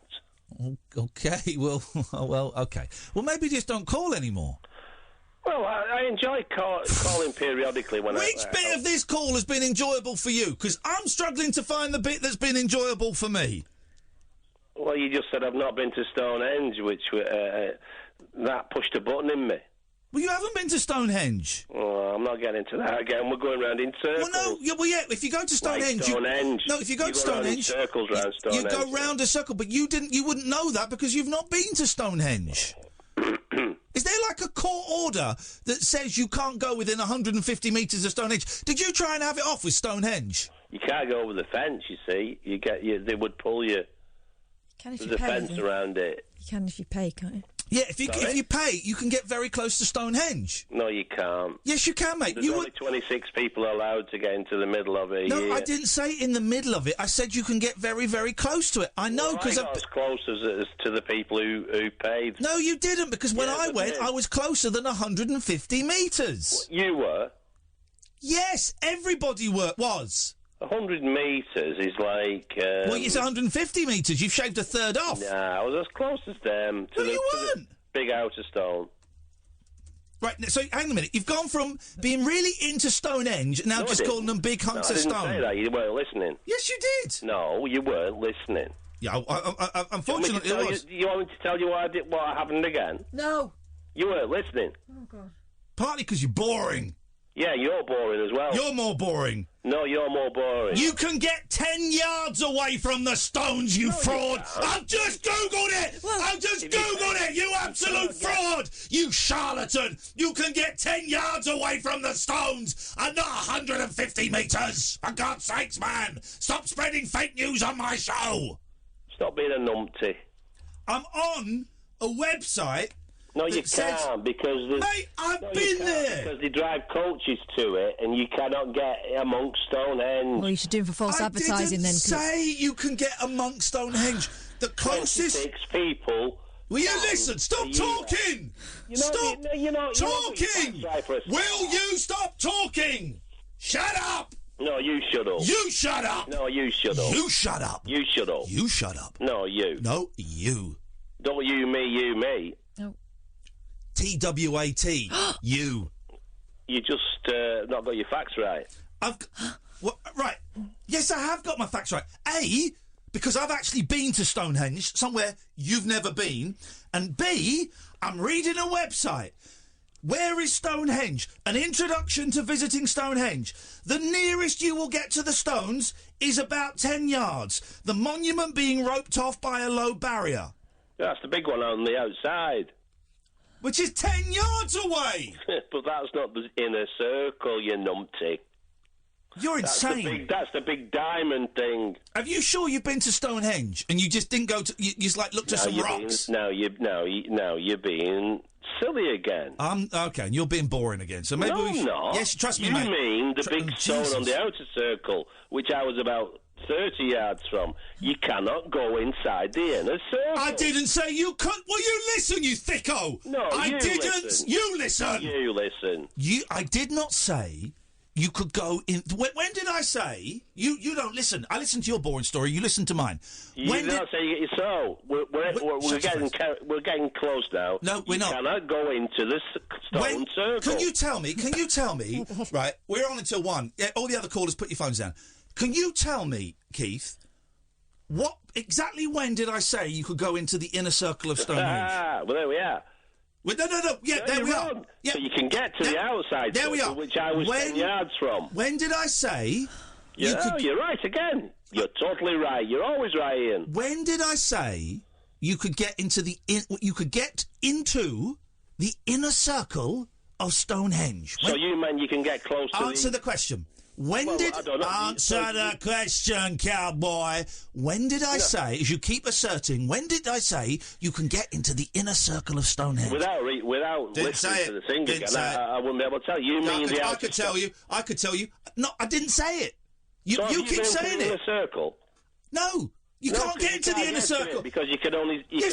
What is wrong with this lunatic? I know... Catherine, help me! No, don't ask for Catherine. I want to bash your heads together, to be honest. Tag, your turn. I can't beat this numpty. I didn't say you could go into the inner circle. You see, the big stone is 10 yards away. Which I was Here's the thing, Keith. Here's the thing. Away. I was holding back. Right, I'm just going to say it. You're boring and you're thick. You don't listen. You do a monologue. You're not listening to anything I said. I'm far from thick, but you're highly intelligent. Well, I am. You are. Yeah, I am. I'm more intelligent than you because you're having an argument about stuff I have not said. You will not. Shut up. You're such a rude man. Shut your face. Shut your face. Listen. Well, instead of talking, listen for once. Zip it. You are having an argument with stuff I haven't said. And you are not responding to anything I say. Yeah, you've not been inside the stone circle, have you? I didn't say I'd been inside the stone circle, Well, did I? I said you can get within 10 metres of the stones. I did not say... No, a stone, not the stones. I did not say you could get inside the stone you're circle. All right, you're right again, then. But actually, you can get inside. I'm going to say it now. You can get inside the stone circle. On certain... No. If you go with English heritage. Thanks very much. They do a thing called Stone Circle Access, which you would know. 26 people. Which you would know if you'd gone to Stonehenge, but you didn't. I did. You were 100 and days. Jesus, this guy's insane. You were 150 metres away from it. From the stone circle. I was 10 metres away from it. Yeah, from that big one on the outside. Oh God. Oh, okay, Keith. All right, mate. I'd have to dig out my picture. I must have been using a zoom lens on my phone then to have pictures of my boys so close to the stone circle. I mean, yeah. But you didn't go inside the stone circle. You're not allowed to. No, I didn't, but yes, you are. What? No, I didn't, but yes, you are. I'm what? No, I didn't, but yes, you are. Right. So we're both agreed you can't get inside the stone circle. No, that's not what I said. I said, no, I didn't go into the stone circle, but yes, you can get into the... You are allowed into the stone circle. Yeah, 26 people are on certain dates. Yeah, so you're allowed into the stone circle?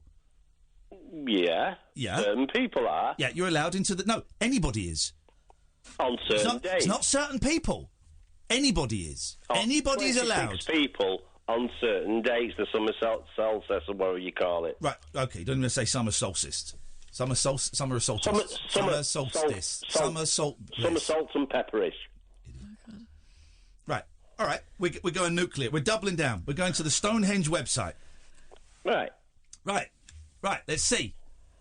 There's buzzes. You see, there's buzzes there. There's buzzes? Like, which carries all these Chinese and American... The Chinese are allowed in there. Bloody Chinese. Ah, Chinese. Racist.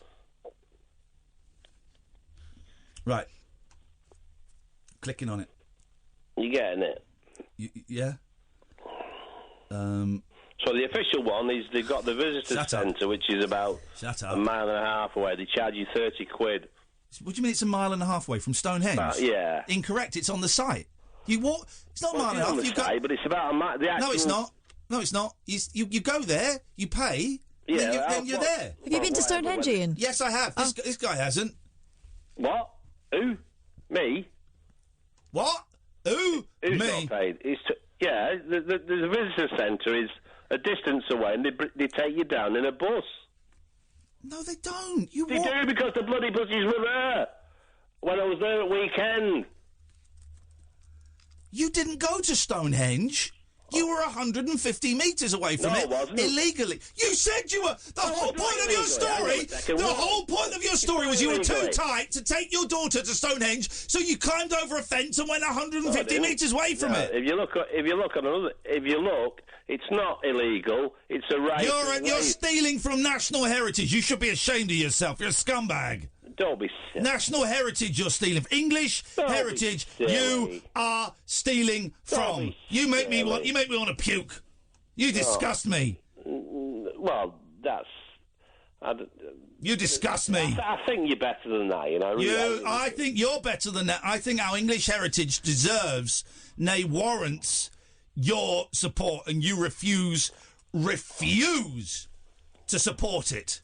No, I support quite a lot of altruistic. How many people a year? How many people a year are allowed to walk in between the circle? I don't know, but there's when I looked on the site to go amongst the stone circles, there seems to be these certain dates of 26 people. 26 people, yeah, for an hour. So anybody can go.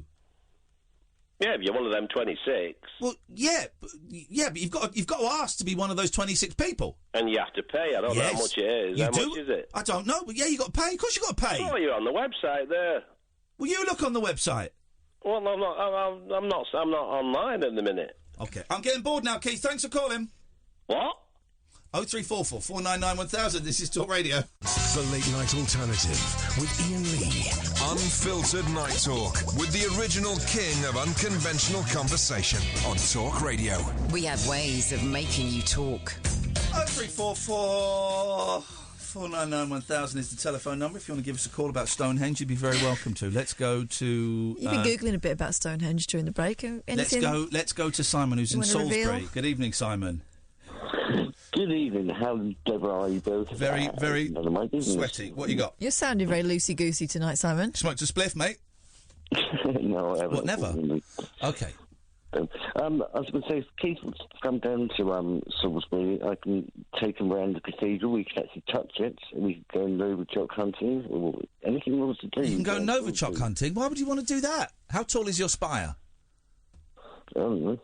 Even the Russians. Who's calling us? Is that a real call from Malaysia? Let me just take that. Is that a real person? Hello, hello, Malaysia. Hi, yeah, me again. Yeah, sorry, phoning from Malaysia, British citizen living overseas. What? Should we call you back? If you want to, yes, that'll be plastic. Let's call you. Who is it? What's your name, please? My name's Kelly. Kelly, stay there. Sam's going to speak to you, and Sam's going to take you. I saw Malaysia on the screen. I thought, hang on, that's got to be a wind up. But no, it's Kelly in Malaysia. It's Kelly in Malaysia, Simon. I'm amazed. No Novichok in Malaysia. What can we do for you on this wonderful, wonderful, romantic evening? Well, first of all, I'd like to apologise on behalf of the decent Simons out there about the other Simons, because they're not well. Sounds like your batteries are running out. No. And I'm the one that had all that disaster with my health, liver disease, cancer. Oh, flipping it, yes. Oh, blimey, what's going on now? What you broken now? What's dropped off this week? My hand. I broke my hand. No. Yes. Oh, you muppet. What are you doing? Well, it's after listening to that band you played at the start of the week. The 6.4 equals makeout or something. That one. I don't know. It sounded like Little Mix doing prog rock or something. With Jim Steinman writing it. God, it was awful. No idea. I've got no idea. Don't remember. But I bet it wasn't awful. I bet it was brilliant. Because we only play brilliant songs on this show. We're great at choosing the tunes. No, even Cass said, "My God, that's awful." Oh, right. All right, fair play. In that case, maybe we got it wrong. Right, what do you want? Instead of just phoning up, what do you want? I just phoned up to say I'm enjoying the show. Thank you very much indeed. We're going to come to you in a minute, Kath, because you've been too quiet tonight. I mean... The lads want to hear you. The lads. And some of the lasses. Well, the key thing... Wow, that was, 20 minutes? You saying we should call him back and go on longer? Is that what you're saying? Well, I think there might be some unfinished business. What? Let's go to Malaysia. Good evening, Kelly in Malaysia. Good evening in England. How are you? I'm fine. You don't know my name. But, OK, what can we do for you this evening? Why are you calling us from Malaysia? I was listening to your show after watching the Liverpool-Barcelona game. Sob. I'm a Liverpool fan. And I was really intrigued. You're quite an aggressive host. Quite what? An aggressive host. No, not me. Really? Are you sure? Yeah. I'm very sure. Yeah. You heard what? 5 minutes, 10 minutes of the show? No, I've listened to you quite a few times. I've lived in Asia for 20 years. But what's my name? You listened to me for over 20 years. What's my name? Ian. Okay, Ian. I don't know your second name. Do you know mine? You've been listening for 20 years. You thought you might. Do you know my second name? So what have you always listened to me on Talk Radio? Oh, no, I have listened to you and various others on Talk Radio. Okay, you've listened to various others. I think you're quite brilliant in your own way. Well, my own way. But I'm not aggressive.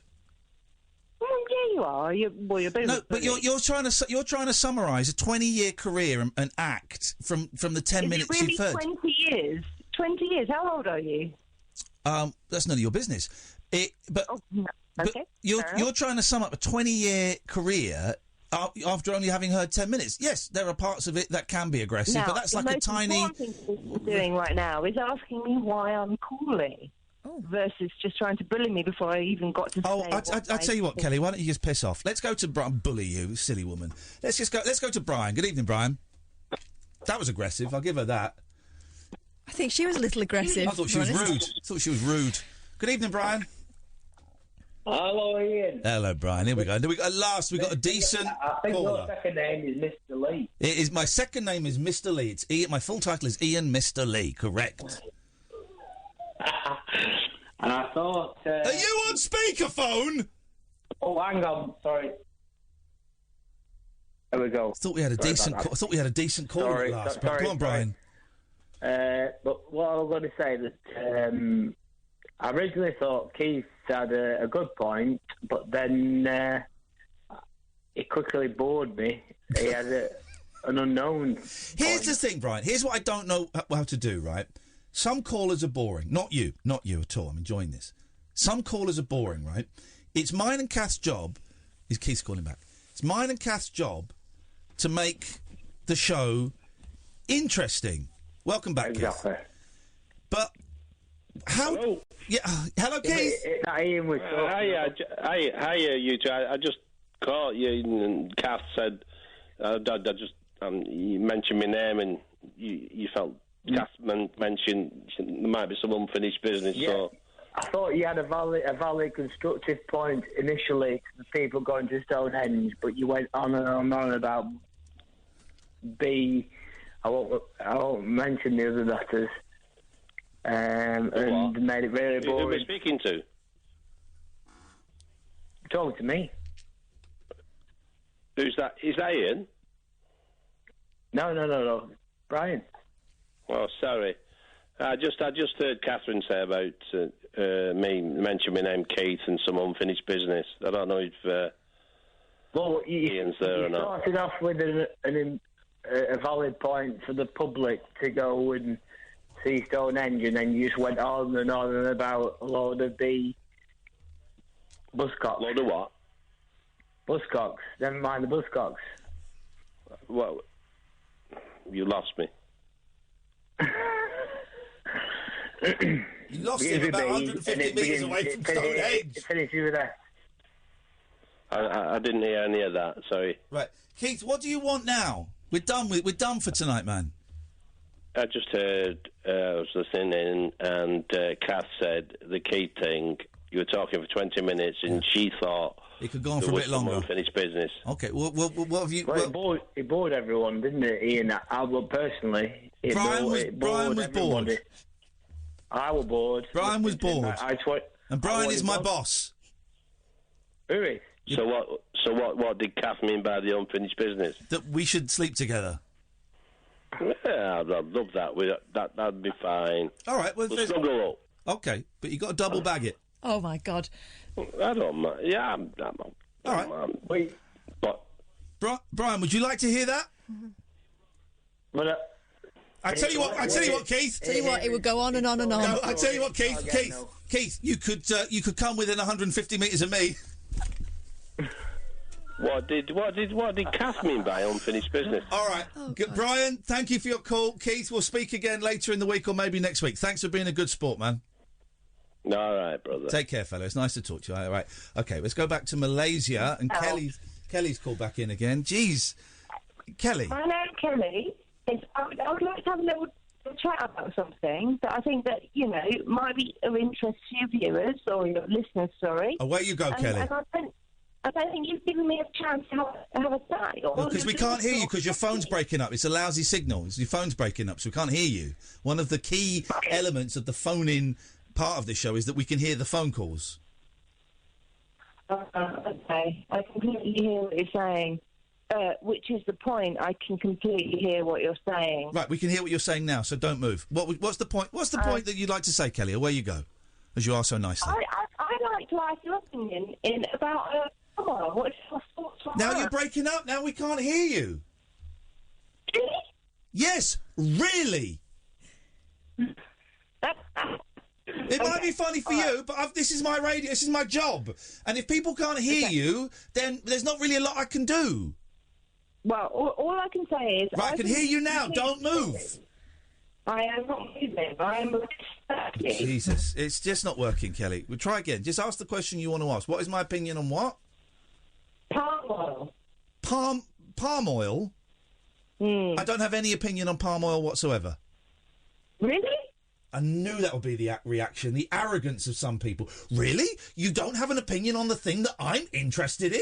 Really? Haven't got any opinion on it whatsoever? I guarantee I'm not interested in it. I'm just shocked or not. Try again? I am just shocked that you're not interested in it. I haven't got any opinion on it. I didn't say I wasn't interested in it. I said I haven't got an opinion on it. Two different things. Okay. Now, question to you is your late show or your early morning show or whatever time it is during the day where you are received from whomever all about you just bullying and being really, really antagonistic? I can't hear what you're saying. Try again because you're breaking up. Again, you're trying to sum up. You've heard 10 minutes of the show, right? I've been doing this for 20 years. You're trying to sum up my entire career and my entire act when you've heard 5 minutes. I'll tell you what, it's a complete waste of time. If no one can hear... Then bye. 0344 499 1000 is the telephone number if you want to give us a call. You'd be very, very welcome. Strange vibe tonight, Catherine. Very strange vibe. There's a lot of beeves. Very, very, very, very, very, very strange vibe tonight. We need more Catherine in the next hour, right? So the next hour I'm taking a back seat because we've not had much from you. I've been dominating a little bit. Well, I mean, it's been...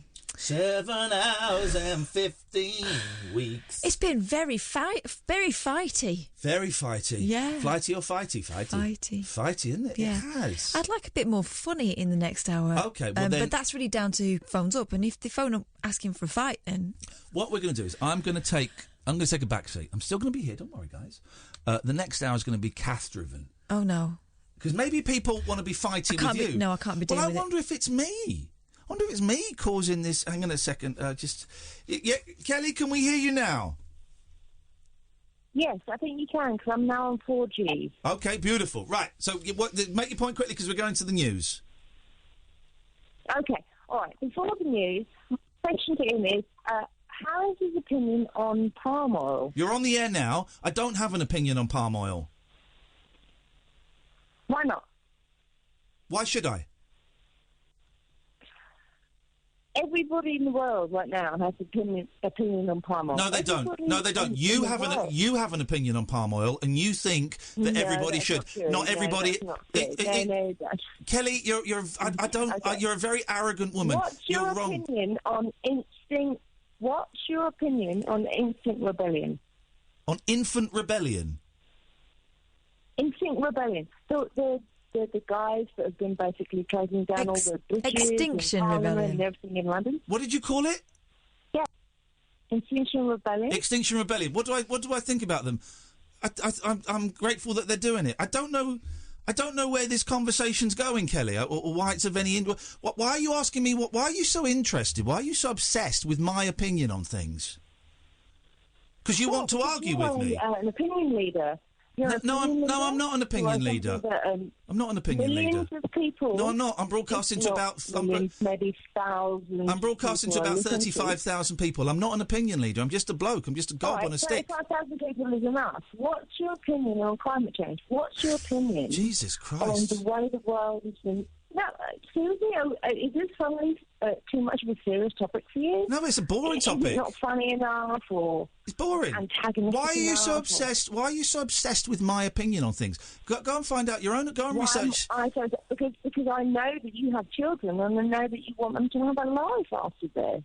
So I'm just asking this straight. What you want? No, what I tell you what you want, Kelly. Kelly, you want me to say something that you disagree with, so you can have an argument with me. I tell you what. The first mistake you're making now is telling me what I want. Well, you're telling me you've just told me what I want. You can't tell me. The third mistake you've made. You did. The third. If you listen, Kelly, the third mistake you made was telling me what I want. You said you've got children, and I know you want them to live. You just did. You said I know you've got children, and I know you want them to be able to live. I did not. You literally just said that. I did is ask. I would suggest maybe call up when you're sober, because you literally just told me what I wanted.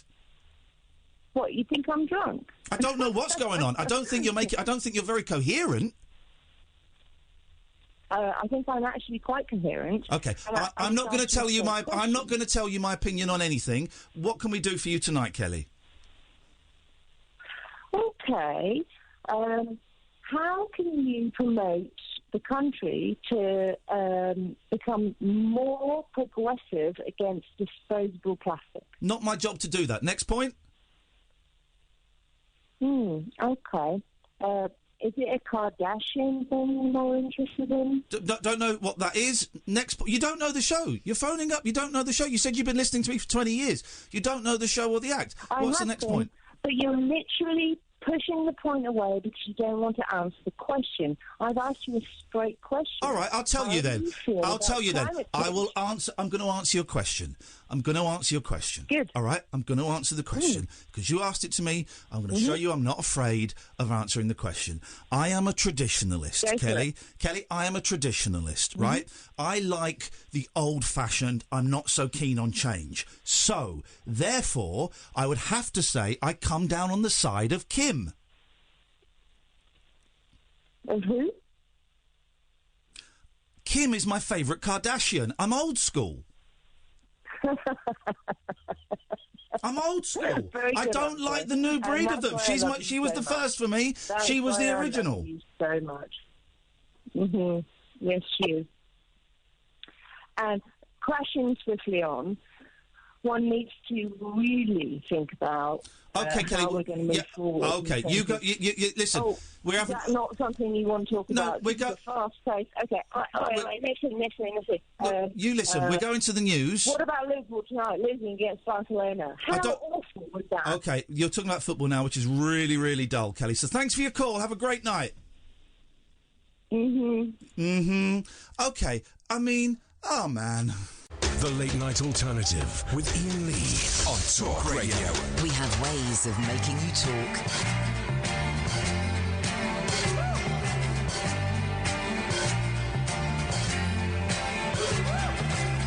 Vous avez lu l'histoire de Jesse James? Comment il vécut? Comment il est mort? Ça vous a plu, hein? Vous en demandez encore? Écoutez l'histoire de Bonnie and Clyde.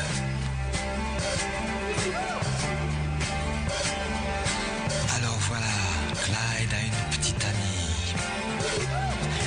Elle est belle et son prénom c'est Bonnie. À eux deux, ils forment le gang Barrow. Leur nom Bonnie Parker et Clyde Barrow. Bonnie and Clyde. Bonnie and Clyde.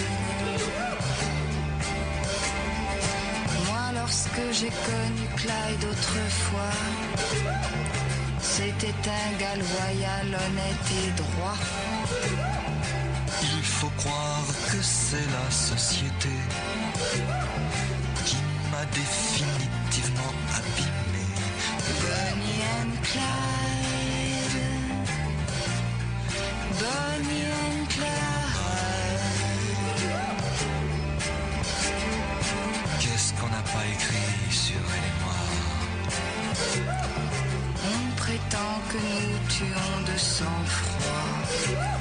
C'est pas drôle, mais on est bien obligé de faire taire celui qui se met à gueuler. Bonnie and Clyde. Bonnie and Clyde. Chaque fois qu'un policeman se fait buter, qu'un garage ou qu'une banque se fait braquer, pour la police ça ne fait pas de mystère. C'est signé Clyde Barrow, Bonnie Parker, Bonnie and Clyde. Bonnie and Clyde. Maintenant, chaque fois qu'on essaie de se ranger, de s'installer tranquille dans un meublé, dans les 3 jours, voilà le tac-tac.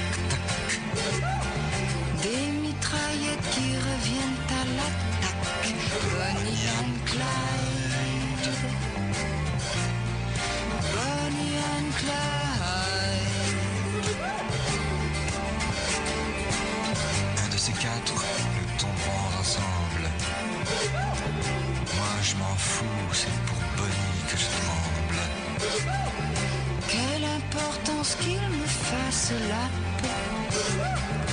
Moi, Bonnie, je tremble pour Clyde Barrow.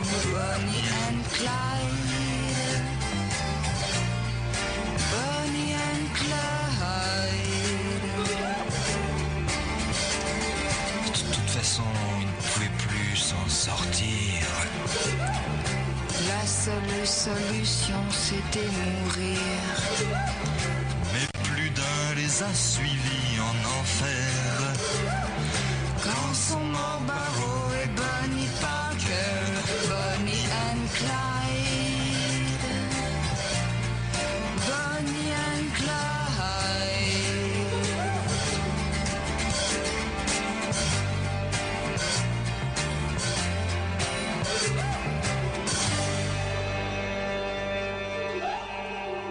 Trying to work out what makes the noise in Bonnie. It sounds like someone being goosed, and we all know what Serge was like. Isn't it?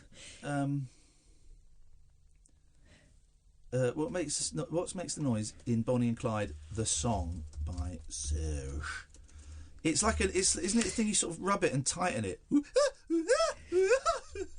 I don't want to know. Someone will know. Oh.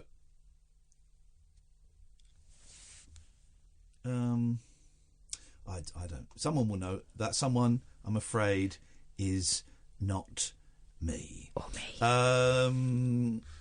Let's have a quick look. We had a good tweet here that JPU Records says, I went to a gig once at the O2, but I didn't go in. I stood 150 metres from the entrance. It was a great day out. You know, only 20,000 people are allowed inside, or you can stand outside for free. Thank you very much indeed. It's good to know that. 0344 499 1000 is the phone number. I've got no idea. I'm just expecting everyone to come on and batter me now. You might want to drink a water, everyone, because it's very salty tonight. I'm taking a step back because I've talked too much tonight. Catherine, we've got Elizabeth, then we've got Nick. Let's go to Elizabeth first. Brilliant. You can go. Go on. Hello, Elizabeth. Hello. Hello. What have you got for us tonight, Elizabeth? Well, I've got a story. I went to Stonehenge a while ago, actually. Did you actually go, though? Yeah, actually. And yeah, I went there. I went with a couple friends, about 25 other friends. Oh, that was your mistake. You want to go with 24 other friends. Oh, was it 26? Yeah. What about the guide? Yeah, well, it was cool in the inner circle, but I sort of looked over and there was like a big fence, and there was this really weird, like, grumpy old man just trying to, like, climb over the fence. So I don't really know what he was doing. I can't breathe. Stop it, please. I can't breathe.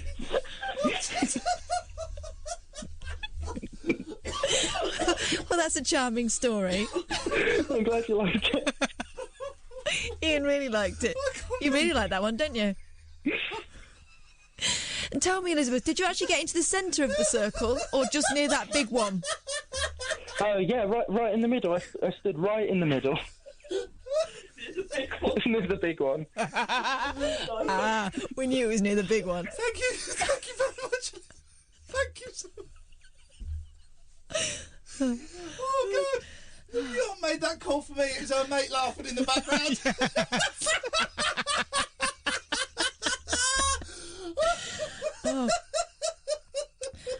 I think we just heard Junior Us. Did we time travel? I couldn't breathe. I haven't laughed like that for so long. Thank you so much. Oh my God, it's a cuicha. Cuicha. All right. Cuicha. Let's Google it. Cuicha. Can you not YouTube it? I want to hear it. Yeah, sure. All right. Well, That song, by the way, is my eldest's kryptonite. She absolutely hates it. She can't stand it. Oh, that and the snake. Is it like a bit of string? What, that you twang? Let me have a look. That's a bull. This is a bull. You might be. This is going. I'll go past this advert.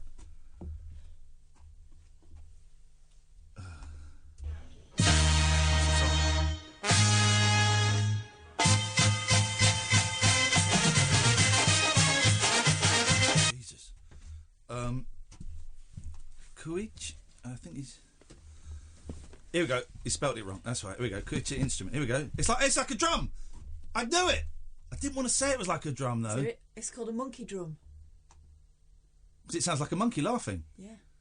Also, I'm being goosed by Serge Gainsbourg. Oh, you know what that reminds me of? Cleaning the windows, getting that last little bit off and rubbing it, then you realise it's outside. Do you remember when Christian told us a story about his granddad making chickens? Oh, yeah. So he'd get, like, a chicken noise, and he'd rub the thing in...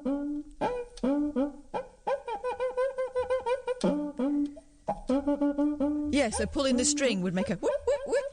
This Brazilian friction drum is traditionally used by samba schools. It produces an exotic sound which allows to be used in many different situations. Joke's a joke, than mate. traditional samba. All right, fine, I'm going to get you one. Its unusual sound is used for percussion effects. I'll have the money, I can repair my undercarriage with it. 3 of them. Say hello to my good friend Nick. Hello, Ian's good friend Nick. How are you doing? I'm not too bad. How are you doing? Excellent. Have you been to Stonehenge recently? I'm actually there at the moment. What I've done to save myself a bit of money is I've got my iPad out, so I've got Google Earth on, and I've zoomed right in, so I'm actually right there at the moment, and it hasn't cost me anything at all. And what can you say? Absolutely free. And I haven't even left my hotel room. So there we go. Haven't even had to get in the car. I'm just there at the moment.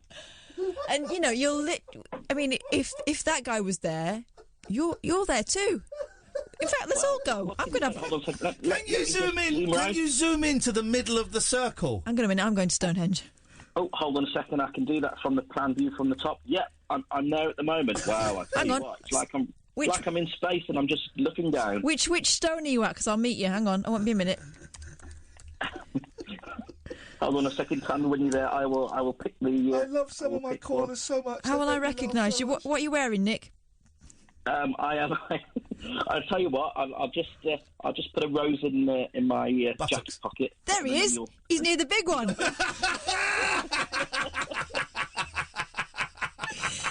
Ian, join us. Well, if I join you, then only another 3 people can join. I'm going to stay away. Nick, you enjoy it, Nick. Thank you very much. I like our callers so much. Some of them. Aren't they funny?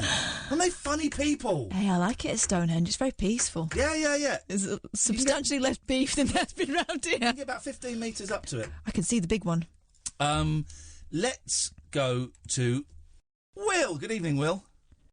Hello, mate. You beat me to it. The reason I was phoning was because it was so weird that the fact that you wanted to know what that monkey sound thing was. Yeah. Me and a mate, 2 nights ago, were having the same discussion, thinking, what is it? How do we search? And we completely failed to find it by any combination of words we were searching for on the internet. We ended up contacting someone that we thought would know, and we had to explain to him, what's that thing that goes...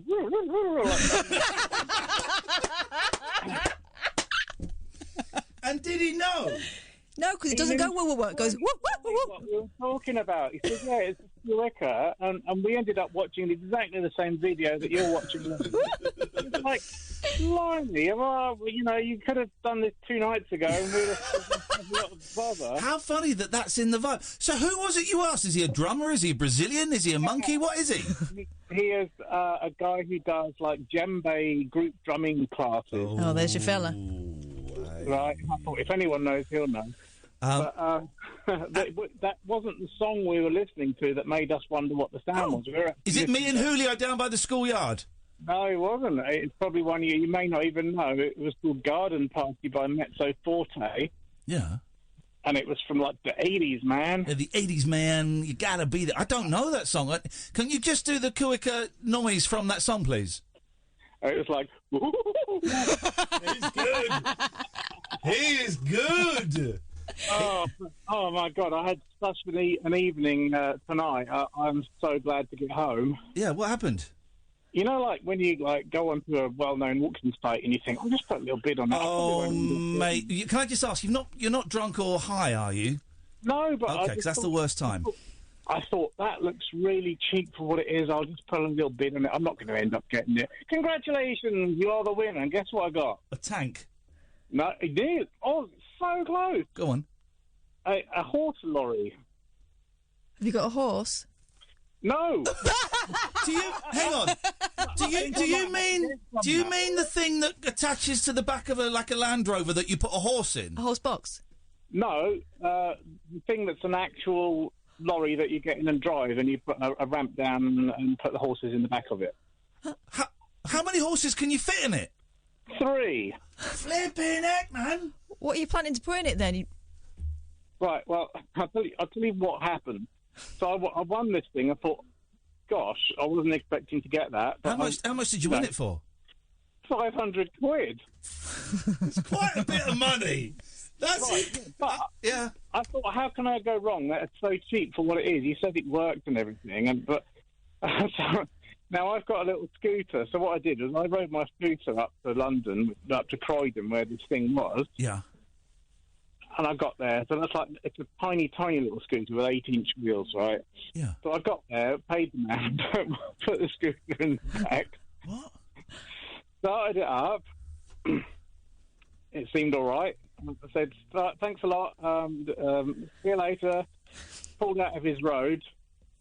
Got as far as second gear, and then the clutch just went. Oh dear! I completely lost the clutch in this thing, and this lorry is huge. It's like 28 feet long and 15 feet high. Yes. Never even driven anything that big before. Oh so it's stuck in second gear.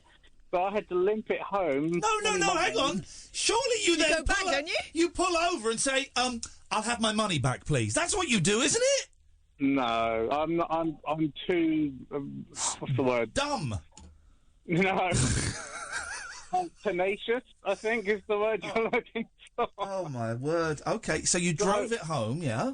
To your non-horses. Right. So I was kind of by this point thinking, what have I done? Yes. But I actually managed to get it all the way home, including having to start it in gear at the traffic lights and kind of kangaroo it. Yes. You know. Right. So how much is it going to cost to fix it, and what are you going to do with it? The plan is to fix it and get it, MOT'd and whatever, and clean it up and make it look nice and sell it on again. That's the plan. But this is going to take a bit more money than I expected. Flipping it, Will. You're dangerous. Yeah, I thought when you said you put a cheeky bid on, I sometimes will bid. I think the highest I did on something I didn't really want was 55 quid for like a console or something, and I won it. I was like, oh, okay, but 500 quid for a giant thing like that? Yeah, it's a 7.5-ton truck. But I'm thinking the worst possible scenario is, right, if I can't fix it or I decide not to fix it, it's got to be worth nearly that in the scrap metal, right? Yeah, I don't really know the scrap metal horse lorry It's been a long time since I got involved in that. Yeah. Well, Will, I wish you the very best of luck. Thank you. I'll give you an update. Please, mate, please do. Please do. Thank you, Will. Thank you, Will. I did know what that instrument was because it is in me and Julio.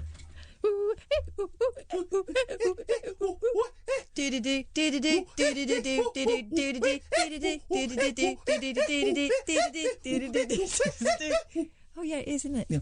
This is Talk Radio. The radio show for people who know the best part of the day is the night. The Late Night Alternative with Iain Lee on Talk Radio. We'll get you talking. Show. What a show. There's a couple more tickets are available for the Manchester show we're doing on Saturday, May the 18th. And there's loads of tickets for the Sunday show. Not if you're coming to the Sunday show, it's not an embarrassment. You're not going to be there with three men and their dog, right? It's about half gone, I think. So it's a decent turnout. Sunday early evening show. But we've just had a couple of tickets released. We may have another couple more because I don't think my sister's coming. So we've got a few tickets for the Saturday show. It's all good. IainLee.com/event. It's also where to go if you want tickets for the show we're doing in June in London and in July in Shaftesbury and Belfast. Belfast, big venue in Belfast. I've got no idea if we've sold any tickets yet. I'm scared to email them. They go, yeah, you've sold 7. So if you want to come to Belfast, Shaftesbury, London or Manchester, IainLee.com/event. And we may even be taking the laminator to some of those dates. Probably not to Belfast, but to some of those dates. The laminator will be there. And if you want to laminate something, you can do it for the very, very small, low price of £15. Let's go to Paul. Good evening, Paul. Hello, how are you, Ian? I'm all right, Paul. Yeah. Listen, I got something different. If you can do it, there's all you need is 2 pens each and a bit of paper. 2 pens? Yeah, each, and Kath as well. Kath, have you got... Kath will have 2 pens because she's a bumlet. Yeah. I'll have to go and get my pencil case. And your audience as well, anything. Right, just like... It can be any type of pen. Yeah, 2 pens. Go and get your pens. Each. All right. 2 pens each. All right, everyone, hurry up. Bit of paper. Well, hurry up, stop talking. Right, okay, so everybody listening, you need 2 pens and you need a bit of paper. Yeah, you've got to have paper. All right. I've got mine, and Catherine's getting hers very, very slowly. Shut up. You shut up. You shut up. Kiss it. Not kissing that. This is the easiest one now. What are we doing? Right. Put the ball tip pen together. Yeah. Right. Right. Okay. Yeah. So you're putting the tips of the pens together. Right. Think if you want to draw, say, a face or an animal, draw it. One goes to the right, one goes to the left. What do you mean? But the pens are pointing. Yes. The pens are pointing. The pens are pointing at each other. Yes, but you've got to think of both minds though. So one goes to left, where one goes to right. I don't know what you mean. It can be, well, I'm doing it. Yeah, well, you're doing it, but you're describing it terribly. So are the pens on a horizontal plane, tip to tip, or are they facing the paper? See, if you draw a U, your right pen will go right, and your left pen will go left, and keep them going. So the pens are pointing at the paper. Yeah, they nip to nip, and then one goes out. The left goes left, and the right goes right. Right, not what you were initially saying. Right, so, okay, so we're drawing... What we're drawing, a face? Draw what you want, and your right will do what your left will do. I'm finding you very aggressive. So, all right, so I'm drawing a head. Right, so your right should do what your left should do. Not many people can do it right, but... Okay. What do you mean? I don't understand. So I've drawn a face, now I'm drawing some eyes... Now I'm drawing a nose. Are they both meeting together? Well, yeah, I've drawn a face. Well, that's good. Try the next bit then. Kath's drawn a rabbit. No, a bunny rabbit. It's called writing. I've heard of that. Yeah, remind me what it is again. Yeah, right. Put your name, say your name, and one goes Iain right, one goes Iain left. And you just one will go in mirror image. So mirror. One will go left, one will go right, but together exactly at the same time. And just keep it writing. Right. So I've written my name, mirror style. Yeah. And just keep it writing. So we'll just go. Right. What? Write anything. So you're right. You're right. What are you? Kelly's phoning back again. Oh my God. Right, yeah, go on. We'll do. Right, so, but okay. And what is the end result supposed? Okay. It's just your right one of your hands the normal, your name Iain Lee, and your other hand will write it in a mirror image. Yes, because you told us to. Right. Again. I'm just saying, there's very few people who do that. What? We both did it. Oh, does that mean we're geniuses? Special. At exactly the same time? Yes. Bananas are yellow. Why? So why do you want me to write, what, mirror writing? Yeah, but... See, your left hand and right hand will go we'll say it normally, bananas, and the left hand will say it opposite. Yeah, that's what I'm doing. But the A's aren't great. Bananas. There you go. I've just written bananas. Oh, well done anyway, so... Okay, all right. That was fun. Nice one, Paul. Thank you. It's the sort of thing my daughter gets me to do. And she's 7. Kelly's back. Good evening, Kelly. Good evening, Ian. I apologise. I just phoned up to double-check who I was talking to, and now I'm through again. Okay. And what can we do for you this time? Well, you think what can we do for you this time? I'm not going to be aggressive. I'll be peaceful. I'm a Zen Buddhist master now. Okay. I still don't care about palm oil. No. Zen. What I'm going to maybe have a conversation about is if you are a fully bred British national that lives abroad, pays taxes at home, owns property, pays taxes, but has lived away from home for 15 years and 1 day, why is it right that I am no longer allowed to vote in a national election or a referendum? Because you don't pay as much tax as we do. That's one obvious thing. I clearly do. No, you clearly don't. Obviously, you don't pay as much tax as we do. I absolutely do. You most definitely. It's very I easily to prove that you don't. You most definitely don't. No. How can you prove that I don't? Sorry, are you buying all of your things from British shops? Let me be very, very clear. So, just answer the question. Are you buying all of your food, your products, your clothes from British shops? Is that what you're doing? Maybe I've got it wrong. You're saying where I buy my rice and my chicken from makes a difference on whether or not I can vote. Not what I said. Not what I said. You're extrapolating. Well, Focus on one thing, Kelly. You just talked about food and clothes, Yeah. right? Do you buy them in Britain? No, I Okay, well then you pay less. You pay less tax than me. You pay less tax than me. So no, of course you shouldn't have a say. How do I pay less tax than you? I have a house. Well, I have a couple of properties. I have a business. Well, you're paying less tax than me. All of my UK taxes. You're paying less tax than me. I don't have an offshore account. I have a fully fledged NatWest account. She's just. Do you buy petrol for your car in Britain? No, I don't. So you're paying less. You're paying less tax than me. Well, now you're talking about an extended tax. You're paying less tax than me.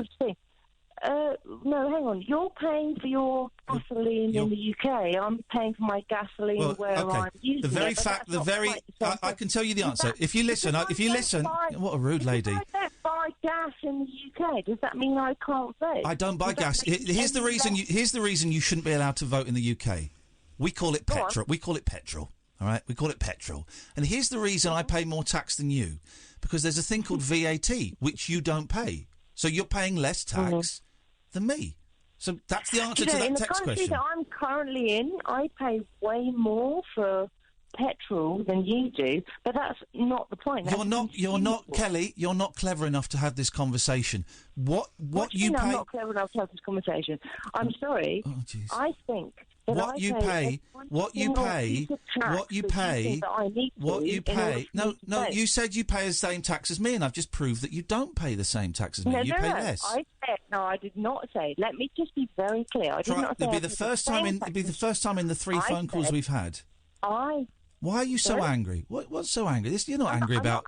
You're not angry about palm oil. You're not angry about voting. What's going on for you? What is going on with you? Have you had a row with your partner? Are you lonely? You miss... What do you miss? Had a row with my husband, did I?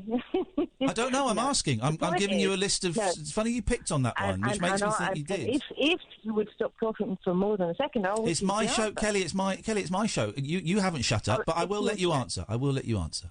Okay, it's your show. All right. So what I'm saying is, every single expat, like myself... So you're not answering the question that you're not answering the question you said you were going to answer. Okay, that's rude, but carry on. The question? You don't remember. You don't remember because I don't know if you're drunk or if you've had an accident or something, but you're really not listening. You don't listen, Kelly. Really? That's it, you need to listen. Refrain the question. Go again. Refrain my question. Yeah, say it again. Refrain my question. Wow. Reframe. Not refrain, okay. Refrain. No, because the framing of the question was perfect. Words are my tool. Say it again. Don't tell me what to do. No, you just asked me to ask a question. I'm just asking you to say it again. Don't tell me what to do. I am not telling you what to do. I am asking politely. You're not asking politely. You have a very unpleasant tone. So do you. Moving... and my dad's bigger than your dad, and you stink. That's not a very good argument. You have a very unpleasant tone. This is not the show for you. You're obviously upset about something. No, you are. There's nothing I'm upset about, sweetheart. Nothing. I'm just asking you to ask a question. You're getting very defensive, and I just wonder what you're really upset about. I'm not defensive all. There's nothing I'm upset about. I'm quite happy in myself. I'm just asking you to ask me the question again. Then calm down. There is nothing for me to calm to. Very excited. I'm not particularly. I don't think. I'm just asking you to say. Have you had a drink today? Today? No. Why are you asking that question? Because you sound drunk. Oh, that's interesting. Okay. All right. So, crashing back. My question. Oh, it doesn't work like that. It doesn't work like that. Oh, no. It doesn't work like that. No. It doesn't because it's your show, right? Yeah. So, and because you refuse to answer my question. So, yeah. You kind of re-navigated around, and I asked you to ask me the question again, and you still haven't. No, because you should have been. It's just proof that you weren't paying attention. And in fact, I did ask you the question again. And I'm now asking you again. I'll ask you one more time. Go ahead. I will ask you for a third and final time. Now, are you focused? Mm-hmm. Okay. Here's the third time. What is it that you're really upset about? Because it's not palm oil, it's not global warming, it's not Extinction Rebellion, it's not being able to not vote over here. So what is it that you're really upset about, Kelly? That's what I want to know. Ooh, I am so excited. You listened. You heard everything about palm oil, Extinction Rebellion, and everything. Oh, because I'm not rude. I pay attention. Unlike you. Now, are you going to answer the question? That's good. What am I really upset about? You know what? You've got me. I feel sexually inadequate. Thank you for giving me the outlet.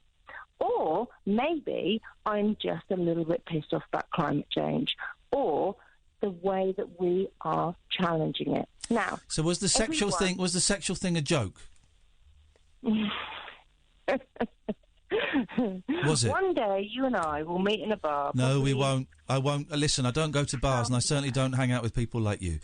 So the sexually inadequate thing was a joke, was it? You don't hang out with people like me. I don't drink alcohol at all, by the way. Okay, well then I just wondered why you sound so.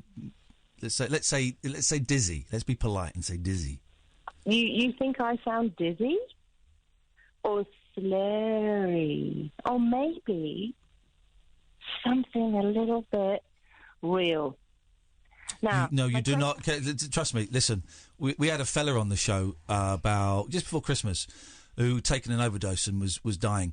That was real. This is indulgent. This is rude. And this is as much of this as I'm going to listen to, Kelly. So have a great night. And thanks very much for calling. 0344 499 1000. This is Talk Radio. The Late Night Alternative with Iain Lee. On air and off the leash. On Talk Radio. Right, no one else phone in, please, because bizarrely... All right, no, do you know what? No, don't take any more calls. Dan, I can see you calling in. I'm really sorry, mate. We've got 8 calls lined up, and we've got about 15 minutes to get through them before Paul Ross starts. So we've got... Ray's been waiting for age. We've got Ray, we've got Ricardo, John, Abdullah, Andre, Nigel, Dave, and Lucy, who's number 16. We're going to stop there, so please don't phone in. Dan, I'm really, really sorry, mate. Give us a call tomorrow. Ray's been waiting the longest. We're going to be really quick, and we're going to get through these as many as we can. Good evening, Ray! Good evening. That Serge Gainsborough track really blew my mind because... Have you never heard it before? I've never heard it before. Wow. It came out in 1968. He's done the research. When you listen to it, it uses a tape loop, which makes it sound like, that phrase was sampled over and over. Oh, yeah. Have you seen the video of it, Ray? I haven't. You know who the female singer is? It's Bridget Bardot. Bridget Bardot. I say singer. Go and watch the video. It's the weirdest little, art house short film. It's weird, man. Yeah. So, it's just amazing, mind-blowing to hear what sounds like sampling back from the late 60s. Yeah. Oh, it's incredible. I don't know much about Serge Gainsbourg, but I know that he's a phenomenon and he writes nuts songs. Saying that... I tell you who I saw in concert at the Roundhouse, who was brilliant, with my father-in-law, Jane Birkin. Yeah. Jane Birkin, wow, she's incredible. She's British, isn't she? She is British. She did a lot of stuff. Obviously, Jetem was her and Serge, and she was his muse for a while. And she sang in French and she sang in English. And she was, she was like in her 60s when we saw her, and she was bouncing. They were partners. They got She had kids like together. little combat pants on, Yeah. and she was like bouncing all over the place. It was a great show. Wow. Ray, add it to the list. Remind us again. Ray, for those who don't know, puts in a lot of hard work, and every song that we play, he puts it on a playlist. Where is this playlist? The YouTube playlist, it's bit.do, that's bit.do/Iain Lee Music. There we go, Ray. We appreciate the work. I'm sorry it's a short call, but I want to rattle through these calls. Let's go to Abdullah. Good evening, Abdullah. Good evening, how are you? I'm very well, mate. We haven't got much time, I'm afraid, so what have you got for us? It's fine. I've been listening to you for a while, and just, some annoying people have been keep calling, so I was thinking, I need to call. Yes, man. And not being annoying, you know what I mean? You're not annoying. You're you're the least annoying call of the evening, which doesn't really say a lot, I'm afraid, but I'm enjoying this vibe. Yeah, I was wondering, at the last minute, so many people called, during last half an hour, there was, just one lady was talking about palm oil? Maybe it's all the people who care. And by the way, I googled palm oil. It's actually oil from palm trees. It's not what I thought it was. Oh. Steady. So what can we... Yeah, the phones are never this busy. Normally this bit of the show is me and Kath filling and desperately trying to find Paul Ross, but we've got a full switchboard. Abdullah, is there anything we can do for you tonight? No, that's great. I just wanted to... it's been a long time I didn't make a phone call, so I just wanted to say hi and... How's it going? I've been listening to you guys. Abdullah, it says on my screen you're from Birmingham, but that's not a Birmingham accent you have. What is that accent? I've been living in London for a long time, and then I moved to Birmingham now. But where did you grow up in London? No, I grew up in Bangladesh. Would you mind if I sang to you, Abdullah? Why? I don't know. I'm going to sing to you. Let's see if you mind. Perdesi janana hai, mujhe chole ke. That's good. Yes, that's not bad, is it? He wants to know how you know it. Abdullah, it's a long story, brother. Call again. Call earlier in the show. Nice to talk to you, man. Thank you. Right, let's go to Dave. Good evening, Dave. Good evening. Good evening, Kath. Who do you want to have a go at tonight? Because that's the kind of vibe of the show. Yeah, exactly. It just reminded me. I've got a practical question at this point. Uh-oh. Are we going to talk about Stonehenge again tomorrow night? Well, it's Stonehenge week, as you know, on Talk Radio. Julia's doing her show from 150 metres away. Dear God. What I don't know, and what I don't want to sound rude, but there's no way of saying this without sounding rude. Some calls are really, really dull, right?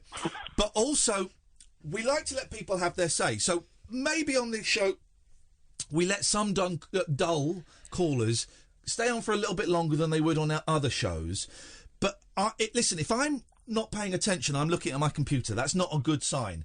So how do we make dull calls interesting? Whoa. Don't you dare call that Keith call a dull call. Because it yielded Elizabeth, which was the laugh of the night. Well, it became an interesting call, but only when we started getting our dicks out and measuring them, which is what that argument... That's about 30 seconds in. Was it with Keith I had an argument about guitars? Yes. It was, wasn't it? I think so. It was.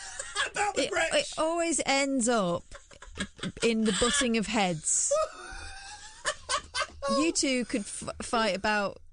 you could fight agreeing about something. Yeah, I suppose we could. Have you ever been to Stonehenge, Dave? Well, I've been close to it. Am I right? When you're there, you can get about 10, 15, 20 metres away from it. I've driven past it. Oh, you've driven past it. Well, that's 300 metres. They always look a long way away. The people standing sort of, Yeah, I think that's an optical illusion. Perspective, too much perspective, maybe.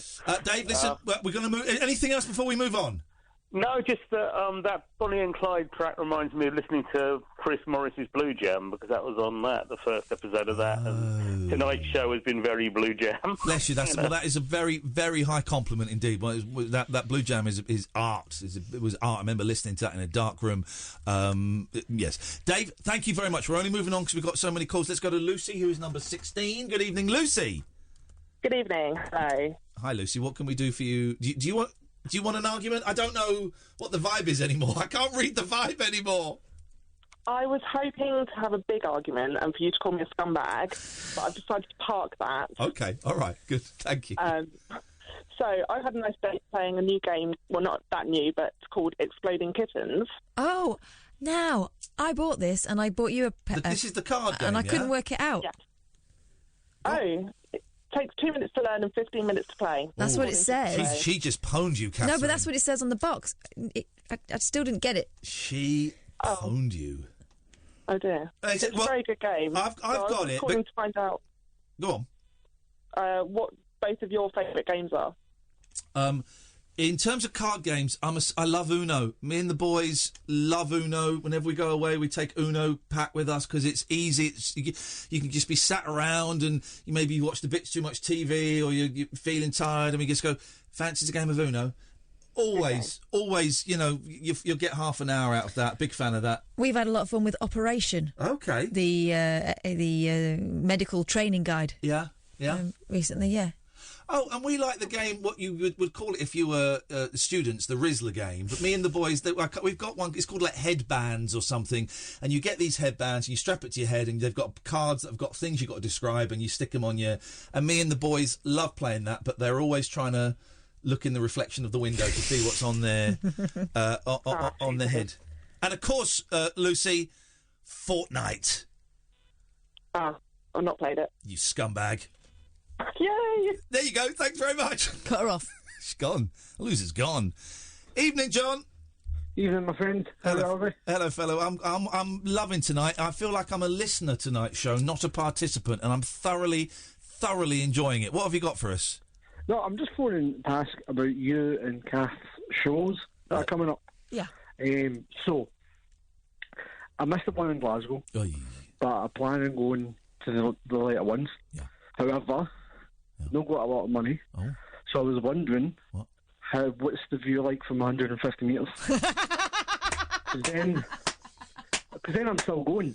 Classic callback. Well, here's the thing. We play venues, right? We play quite small venues, and yes, you can watch it from 150 metres away.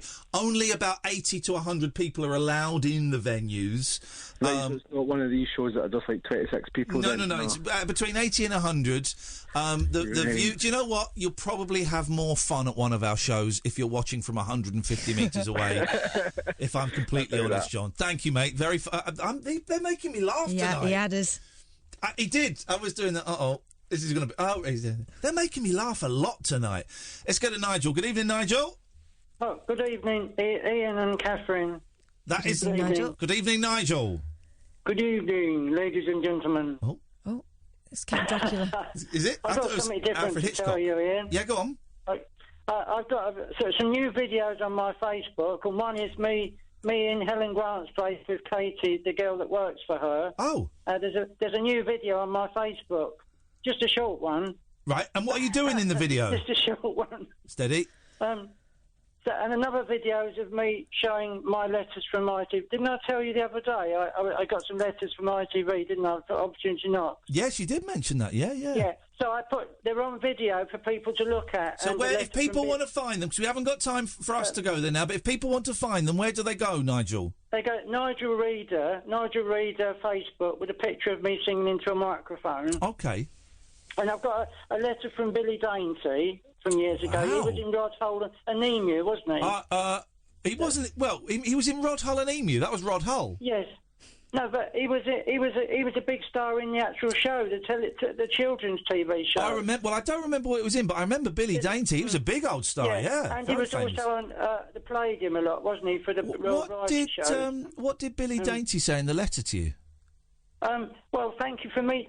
He came to my house No, he came to my village to film Emu and Rod Emu show. Yeah. And he came and met me mum, then he met me, and he wrote a letter back saying, Wow. thank you for meeting me at Yalding. Oh, that's incredible. He was a big star.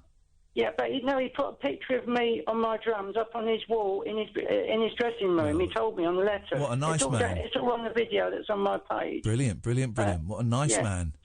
So I was lucky that Mum kept all those papers for me in a little envelope, wasn't I? That is absolute treasure, Nigel. You should be very proud. How are you doing? I got my food. You got your food? I got my £100 worth this time. You'll never believe it, from the social services. Wow. There's so much. Brilliant. There's so much they sent me, and I'm very pleased they did. It was about Saturday I got that. Oh, that's great news, Nigel. Yeah. We had a lot of people wondering where you were because we've not heard from you for a while, so that's great news. Well, I've been busy sorting out the bills today. I've sorting things out better now. Excellent. Are you feeling a bit better in yourself, Nigel? Pardon? Are you feeling a bit better in yourself? Well, not too bad. Yeah, Good. but All not right. too bad. I cycled 45 miles today, quite a lot, about 25. You're insane. It was a lovely day, wasn't it? It was beautiful. Nigel, listen, we've got to go because we're running out of time. Give us a call maybe tomorrow or Friday. Enjoy my videos. All right. Okay. Well, can I ask you one more thing quick? Very quick, because Paul Ross is coming in and we've got Andre to go to. Go on. Okay. Rainbow George, can you pass my telephone number on to him sometime so I can speak Well, to him I think it's privately? probably safer if you find him. We'll try. Oh, yes, I found him. I found him on Google. I googled him. Find him on Facebook. Find him on Facebook, Nigel, and speak to him there. I've got to go because I want to quickly squeeze Andre. And good evening, Paul Ross. Good evening. Andre! Hi, I'm quick tune. I'm over the cold and my lungs is feeling good. That's great news. I'll have a show and then phone my brother up within the hour. Be within a second, Paul. I'll smash another cup. Please stop saying that, or I'll start believing you. No coward. If I start believing you, I'll know that this party feels too. Oh, the Associates. The Dundee Associates. Well done, mate. What if this party feels too? Show the alcohol loves you. Okay. Oh, no, it doesn't. While turning you blue. All right, okay, thanks very much for your call. I mean, geez. Thank goodness the cold has shifted. It's been some show tonight. Although poor old Billy Mackenzie, the main man with the Associates, took his own life. Oh, no. Tragically, I think sometime in the late 80s. What was the Associates hit? That was that Party Fears too. Oh, I didn't really. Andre was attempting to. Did a very good job of singing. I won't say attempted to sing. His own unique jazz version of it. I think it was National Jazz Day this week, so he jazzed it up a bit for us. Jazz. How are you doing? You all right? Very well indeed. Looking forward to tonight's show. I saw that scene was coming up. It looks like a busy one. Go on. Bit of the Yetis. Yeah. The tracks of the Yetis. We're crossing live to the Cryptozoological Museum in Portland, Maine, which specialises in gathering. Basically, they don't believe in anything, but they don't disbelieve in it. They're like Charles Fort in his Book of the Damned. Okay. So they're going to tell us about the Yeti. We're also going to be speaking to a man who's in the Guinness Book of Records because it was on this day in 1933 there was the first sighting of the Loch Ness Monster. Oh, 85 years ago today, the now discredited photograph was taken. Yep. This man is in the Guinness Book of Records for perseverance at a vigil. He's been there since the 90s in a converted library, mobile library van, parked in a pub car park. He has keys to the disabled loo, and he's a Nessie watcher. A professional Loch Ness Monster watcher. We're off to him, and we're going to be hearing about the invention of an amazing fabric based on the skin of a squid, which can be tuned to keep you either warm or cool. You laugh now in your spandex, but a year from now you'll be wearing it. I submit. I'm never getting rid of the spandex, Ross. It took me a long time to get into it, and it's like a pawnbroker sign down the front of it. Not getting out of it. Oh, that's okay. You got proper busy. Squid skin, Yetis, and the Loch Ness Monster. What more do they want? Come on, I'm guts out now this evening. They want to argue. Great phone calls tonight. Well, somewhere. Kelly, listen, the show's ending. Maybe we'll speak to you later in the week. Say again? The show's coming to an end, Kelly. You're on the air. Maybe we'll speak to you later in the week. Hey, Ian, I think I'd like to, if you don't mind. I don't mind. We'll speak to you later in the week, all right? That could be for the calling. title for your book, Say Again. Yeah, it could be. We got to go, Kelly. The show's ending. Well, bye. That's lovely. Thank you very much indeed. And this is it. Dave gets it. Dave's just tweeted, Billy Dainty mentioned at 12:55 in the morning in 2019. No other show would do that. I remember him doing a brilliant impersonation of Richard Hearn, who was Mr. Pastry. Oh, and that was one of his stocks in trade. He was a great he was a huge fan of Mr. Pastry. He was underrated. And he made some movies. He was lovely, Billy Dainty, wasn't he? He had I don't really remember, but I remember his face. He had a really expressive face, and as Like a silent movie style. Yeah, he did. And I remember as a kid laughing at him, and I think he was on things like Cracker Jack and stuff like that. But obviously, much more talented. As Nigel said on whatever that Rod Hull Emu show. Yeah. And Rod Hull Emo. Rod That's Hull a show. Emos. We're done. Sam, thank you, mate. You've had a busy 45 minutes and a strange 3 hours. Catherine, thank you as always. Sorry, I talked too much tonight. No, you didn't. I think I did. We will be back tonight at 10 o'clock with perhaps a slightly calmer show. Turn the bat signal off. Must remember to do that. I wouldn't count on it. Don't forget, podcasts are plenty. There's a new rabbit hole that goes up in a couple of hours. Go to Acast, go to iTunes. Like, subscribe and share. That helps us a lot. Stay tuned, though, because coming up after the news at 1, it's Paul Ross on Talk Radio. Talk Radio. Digital debate for the UK. Talk Radio. We'll get you talking.